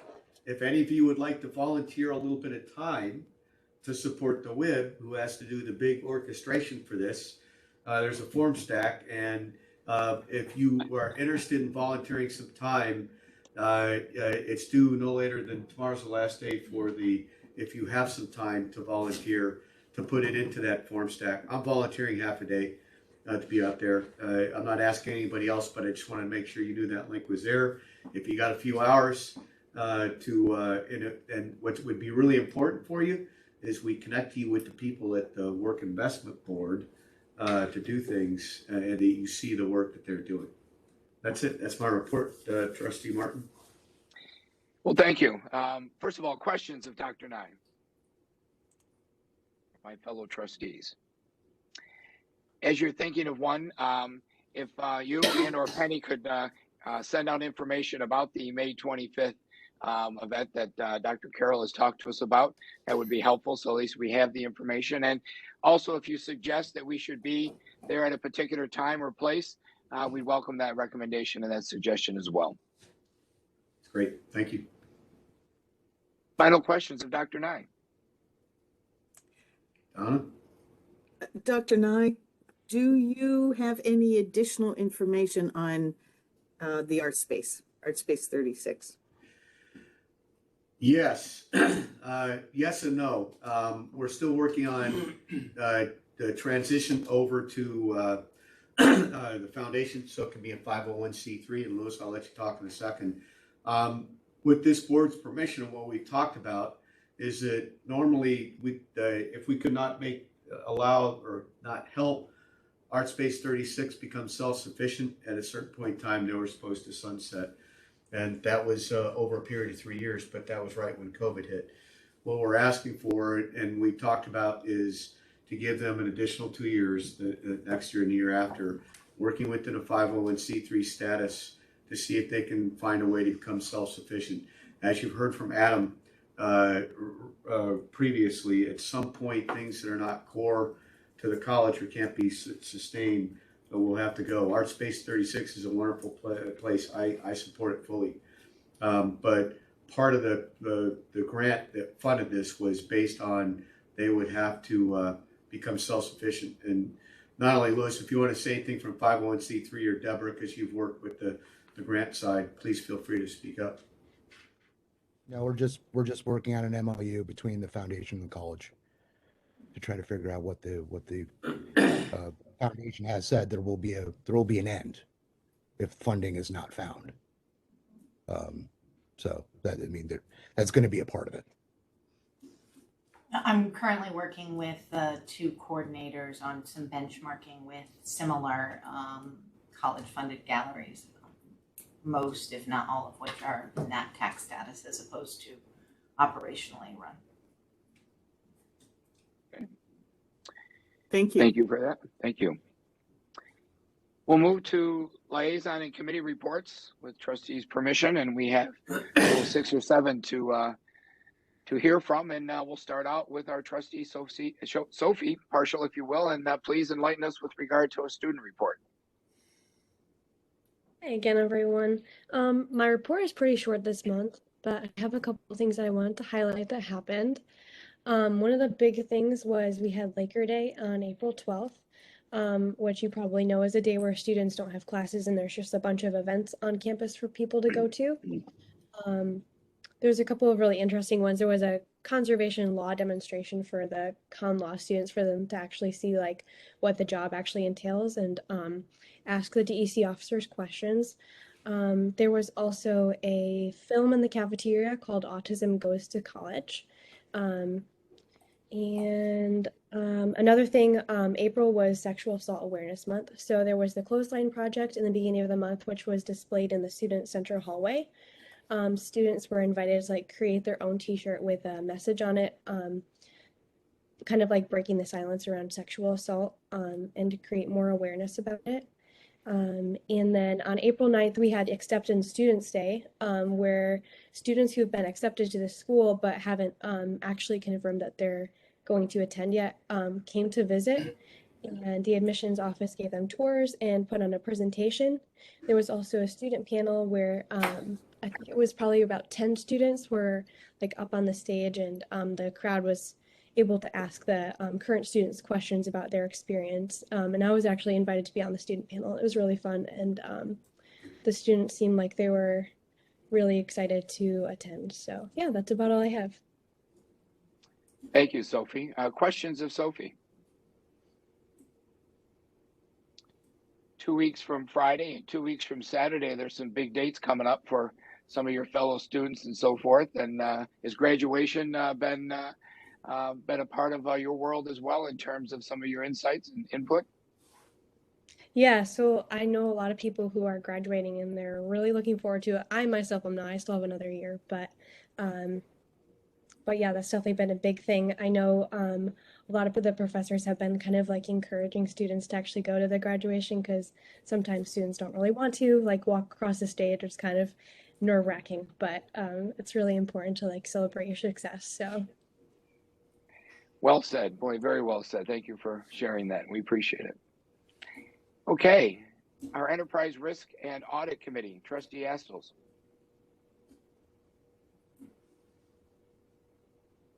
You might be on mute. Sorry, there's nothing to report at this time. Okay, all righty. We'll wait and hear from you next month. Trustees Mihalik and Abraham, how about board development? Santa and I had the opportunity to catch up on what came out of the Aspen Institute SUNY workshops for trustee leadership. And we ended up discussing a lot of areas that we hadn't thought about necessarily before, and some of the expectations and best practices that were pointed out by the people from the Aspen Institute. And so we thought we would combine that with the input from one of our previous retreats where the board had given us some input, and be able to come back with a revised version of where we think the committee ought to be going. Santa, would you like to add anything to that? No, you did a great job. Thank you. Okay.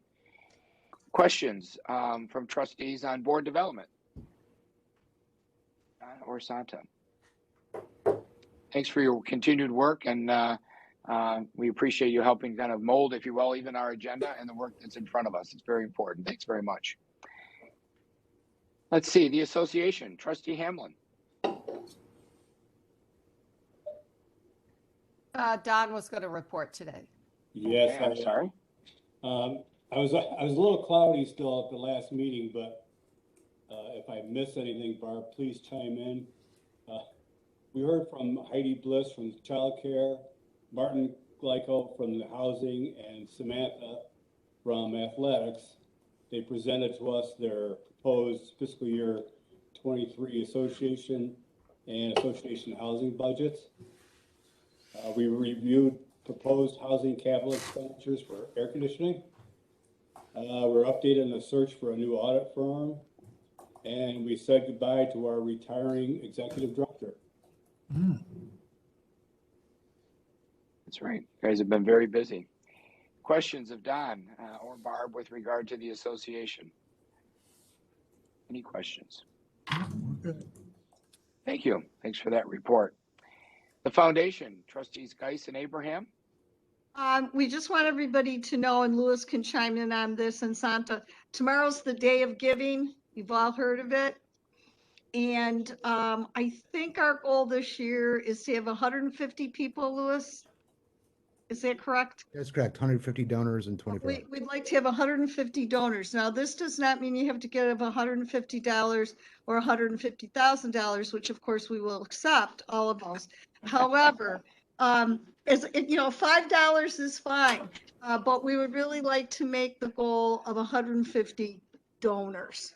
So keep that in mind tomorrow. I'm sure you'll all get an email. I'll just add that there's a new wrinkle this year and it's really exciting. So we have a major donor that's offered $10,000 if we get to 150 donors. And it's waiting to be activated. And I will say that this person that's challenged the institution is not super computer savvy, but they are already watching our website, and they're having a great time. So they are taking note of where we are. We have had some increased traffic in probably the last 3 hours, which is really exciting. So I encourage everyone to make a gift, no matter how large or small it is, so we could activate that 10,000. Thank you. Perfect. Can I be facetious for a minute? John, is there any way those robot attacks could get diverted over to donating money to this account? Any ideas there since we've had these attacks? I'll talk to them about it. And Louis, one more thing to mention is the golf tournament or the golf fundraiser. I forget what date that is. So do I. I think it's, I want to say it's the second Tuesday of June. I could look at my calendar. I think you're right, Louis, because it's a Tuesday this year. It's a Tuesday. June 7th? How about the 7th? Yes, I believe it is on the 7th. It is not on my calendar. No, I think it's the following week. It is a Tuesday, maybe the 13th. 13th? I don't have the calendar in front of me, but that's not on my calendar. 13th is a Monday. And it would be the 14th. That have to be the 14th. It is a Tuesday. We will email that to you all tomorrow. Okay. Great. Questions about the foundation from fellow trustees? Trustee Mihalik, NYCCT. Boy, we've certainly been receiving lots of information about upcoming programs and so forth. What's new with NYCCT? Well, just a very brief report from our Board of Directors meeting in April. Johanna Duncan-Poitier, our Vice Chancellor from SUNY for Community Colleges, did address all the trustees, and I'll just point out a couple of things. Though we did not get the floor funding model passed, she has suggested that we immediately all start the advocacy efforts for getting that in the future. There seems to be a more positive approach depending on how the elections go. But she recommends that that process start now. One thing I wanted to bring back for Trustee Hamlin, there is a move afoot at the SUNY level to, I think that they have some grants that are working on attracting older students to community colleges for enrollment. So keep your ears open to see if we hear anything from SUNY about that. Dr. Nye, you might have some additional information. Actually, I think we already had one. Carol's been doing a great job of working that in terms of an activity for older students. Carol, you want to elaborate? Okay, can Donna repeat that question for me, please? Oh, I had just mentioned that Johanna Duncan Poitier had mentioned that SUNY was trying to work with funding to work on attracting older adults. That is correct. As a matter of fact, yes. So we are participating in the SUNY SEM initiative for community colleges. It's funded through a Lumina grant. We are receiving $10,000 in funding for our use through June 2023. Not a lot of money, but specifically focused on recruitment of adult learners. And I just shared a message relative to a webinar series that our acro coach sent us relative to adult learner strategies. So yeah, very timely question, and we're excited about it. We're updating the strategic enrollment management plan. You may recall that our plan concluded this past August. It was a 3-year plan. We're extending it for 2 years under the SUNY SEM initiative. And we have 3 working groups that are focused on developing goals, strategies, and tactics related to adult learners, retention, and the K through 12 pipeline. Great. Did I cover everything, Dr. Nye? Awesome. Okay, thank you. Great news. Okay. One last thing. Johanna ended her comments with a statement that said they are getting a lot more interest and support through grants from foundations, specifically because of the work of trustees and their involvement from each of the community colleges. So she just wanted the trustees to know that your efforts, our efforts here at the local level, are making a difference at SUNY in them being able to attract more money for programs like the one that Carol just mentioned. The major accomplishment we had was we discovered that NYCCT had asked the question of why there was not a community college representative on the search for this new SUNY chancellor.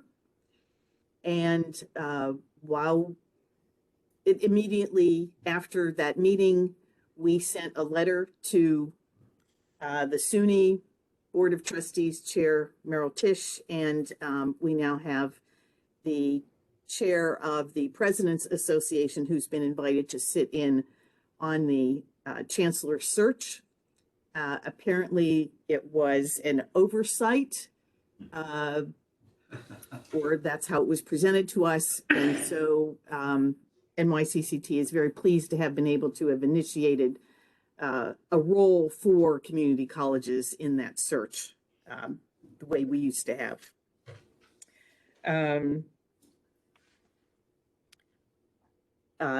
We do have the deadline for awards coming up.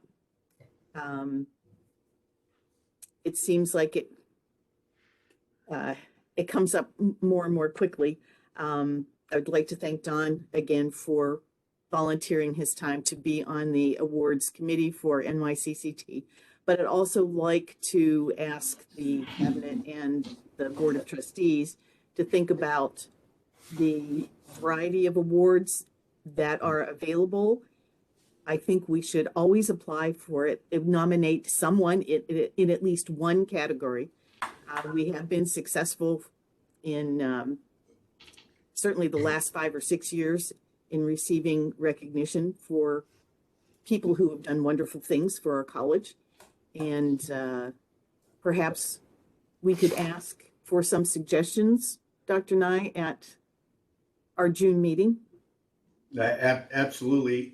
And we can also dust off we had 4 that we put together last year that we can dust off to provide for you all. So then we can meet that deadline for that. So we can do that. I took a note, and then we have a cabinet meeting tomorrow. We'll have a quick discussion if we have any ideas within the community.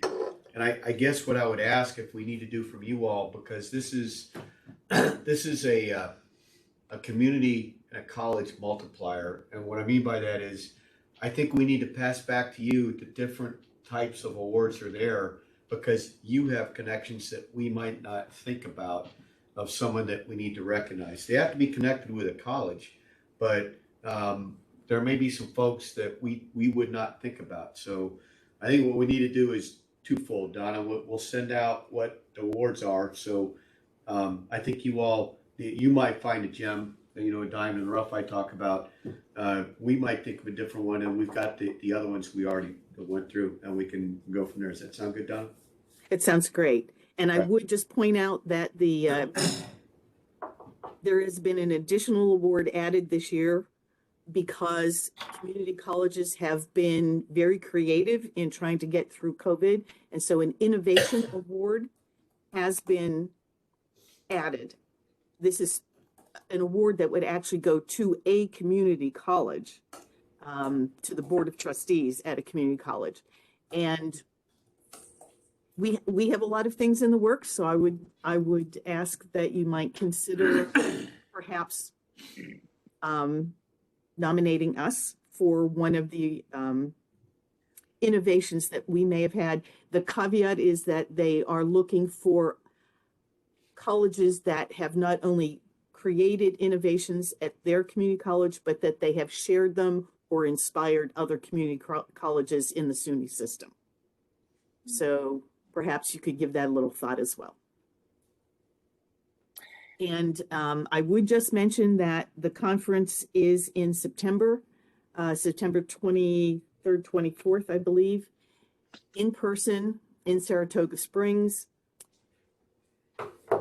Based on the presentation that I heard this evening, I might recommend that we present a paper on the strategic thought presentation that Sarah presented today, that we would do, if you might want to give that a little bit of consideration, Dr. Nye.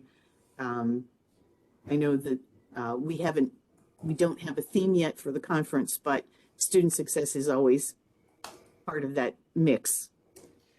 So perhaps we might talk about that. That'd be great. And Cassie's already jumping up and down, and she'll get Sarah excited too, and we'll make it work. Okay. Thank you very much. Oh, and I just wanted to mention, I was on the ACCT Northeast Regional meeting this morning, and I just wanted to let you know that Dr. McMenahan, whose name I continue to slur, was also on that call. So I thought that was interesting. Interesting. That's great. Anyone going to Hawaii? I'm certainly willing to offer. Yes, there is a leadership conference that is being referred to for trustees that's being held in Hawaii this year. Oh boy. I'm not requesting we spend any funds on that. However, there is an ACCT event in New York City. Right, later in the year, right? October, November? In October 20, again, I believe it's the 24th. around that time. I will get you the exact dates, but it is, Good. it is in New York, and we are hoping to have a large presence. And hopefully some of our New York State legislators would be coming to this. It would be a good time for advocacy as well. But the other that we have to do, Donna, is we originally were presenting at ACCT when COVID hit. So we need to work on, we want a panelist. That's something, we're now going to ACCT, which we weren't doing before. Now we need to become a panelist and have our own presentation. So we need to work on that. Okay. I believe that presentations are due May 13th. Oh boy. Really? That's what I found out this Because I morning. thought with you, I thought it was later. What's that? Early registration is until August 19th. Hotel registration, the first discount is May 20th. The second discount continues after that for the hotels, but the presentations, whatever they're looking for as far as the paper that you submit, the application is due May 13th, which is next Friday. Okay, when we did that last time, it was a paragraph. Yeah, So it's we not can do a- that. It's too easy. It's not a, Okay. it's not a lengthy one. So if we could also, Penny, get that information out that Donna's talked about so that folks that are in a position to make a decision can do so for all the reasons that Donna's indicated. But if the first deadline is May 20th and we can save some money, let's try to do that. Okay. Don, anything final? That was a great, nice, full, and splendid report. Questions, Donna? Thank you. No, I know that we're going to attempt to do more student trustee educational modules through next year. And as soon as I know the date of the next one, we'll certainly contact Sophie and our new trustee, whose name I'm temporarily forgotten. I apologize. It's Alani. Alani. Thank you, Alani. Sorry. And There. we will make sure that you have that information. So if you would like to participate, that might be a nice transition as well. Terrific. Well, thank you very much for that report, and we look forward to hearing more. Student Corp does say rotating trustee, but I believe Trustee Cushman, you've been on point here, and please share if you would. I've been rotating with it pretty regularly. So the report is in your package. It's just scroll to the end. I think that just to summarize quickly, as I've said all the way along, this has been just a really dynamic group of students. They're terrific what they've been doing. They're in the process of basically wrapping up this year and planning for next year. And they're doing a lot of transition work, which is really encouraging to see. They're very, very professional in what they're doing. And they've spent a lot of time doing things, they've done a lot of work on policies and procedures and updating language and so forth. So they're leaving it better than they found it. And I think that's a real credit to the group and to Jenny and others that help to Sarah that are always involved with that group. So that's it. Chairman, Thank you very much. Questions? Please, questions. Thank you very much, George. Any final announcements, Penny or Dr. Nye? Penny? I don't have anything. Good here. Okay. For everyone's benefit, we're going to move to an executive session here. I'm going to read this in a minute, and then we will return to the public portion of the meeting following that executive session. Executive session to discuss matters regarding collective negotiations pursuant to Article 14 of the Civil Service Law, New York Public Officers Law, Article 7, Section 105, subset E as in Edward. Please, a motion and a second to enter an executive session. A motion, please. George, Steve, this is Joan. I move we move into executive session. Thank you, Joan. And a second. Second, Barb Hamlin. Thank you, Barb. All in favor? Aye. Aye. Opposed, abstentions, carried. Great. We'll see everyone on the other flip side of that link, and we'll see everyone momentarily. Thank you.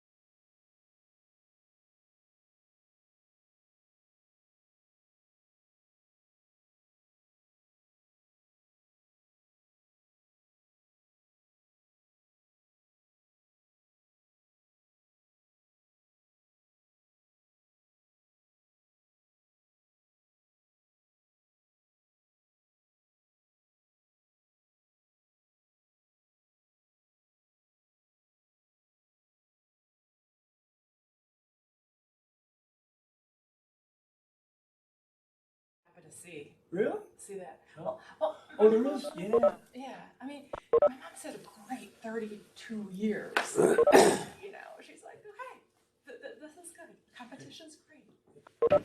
Well, it's nice on Main Street too, just to see lots of different stores. It's vibrant, nice. It's Mhm. different. We Yeah. don't have one of that, in there. Now they're gonna have two. Yeah, I know. Okay, we have all trustees that are virtual and we have those in the boardroom. So any other business to come in front of the Board of Trustees here on May 4th? Seeing none, please a motion to adjourn the meeting. George, I'll move. Thank you. And a This second. is Joan, I second. Rich, I heard you first. Rich, you second. Thanks very much. All in favor? Aye. Aye.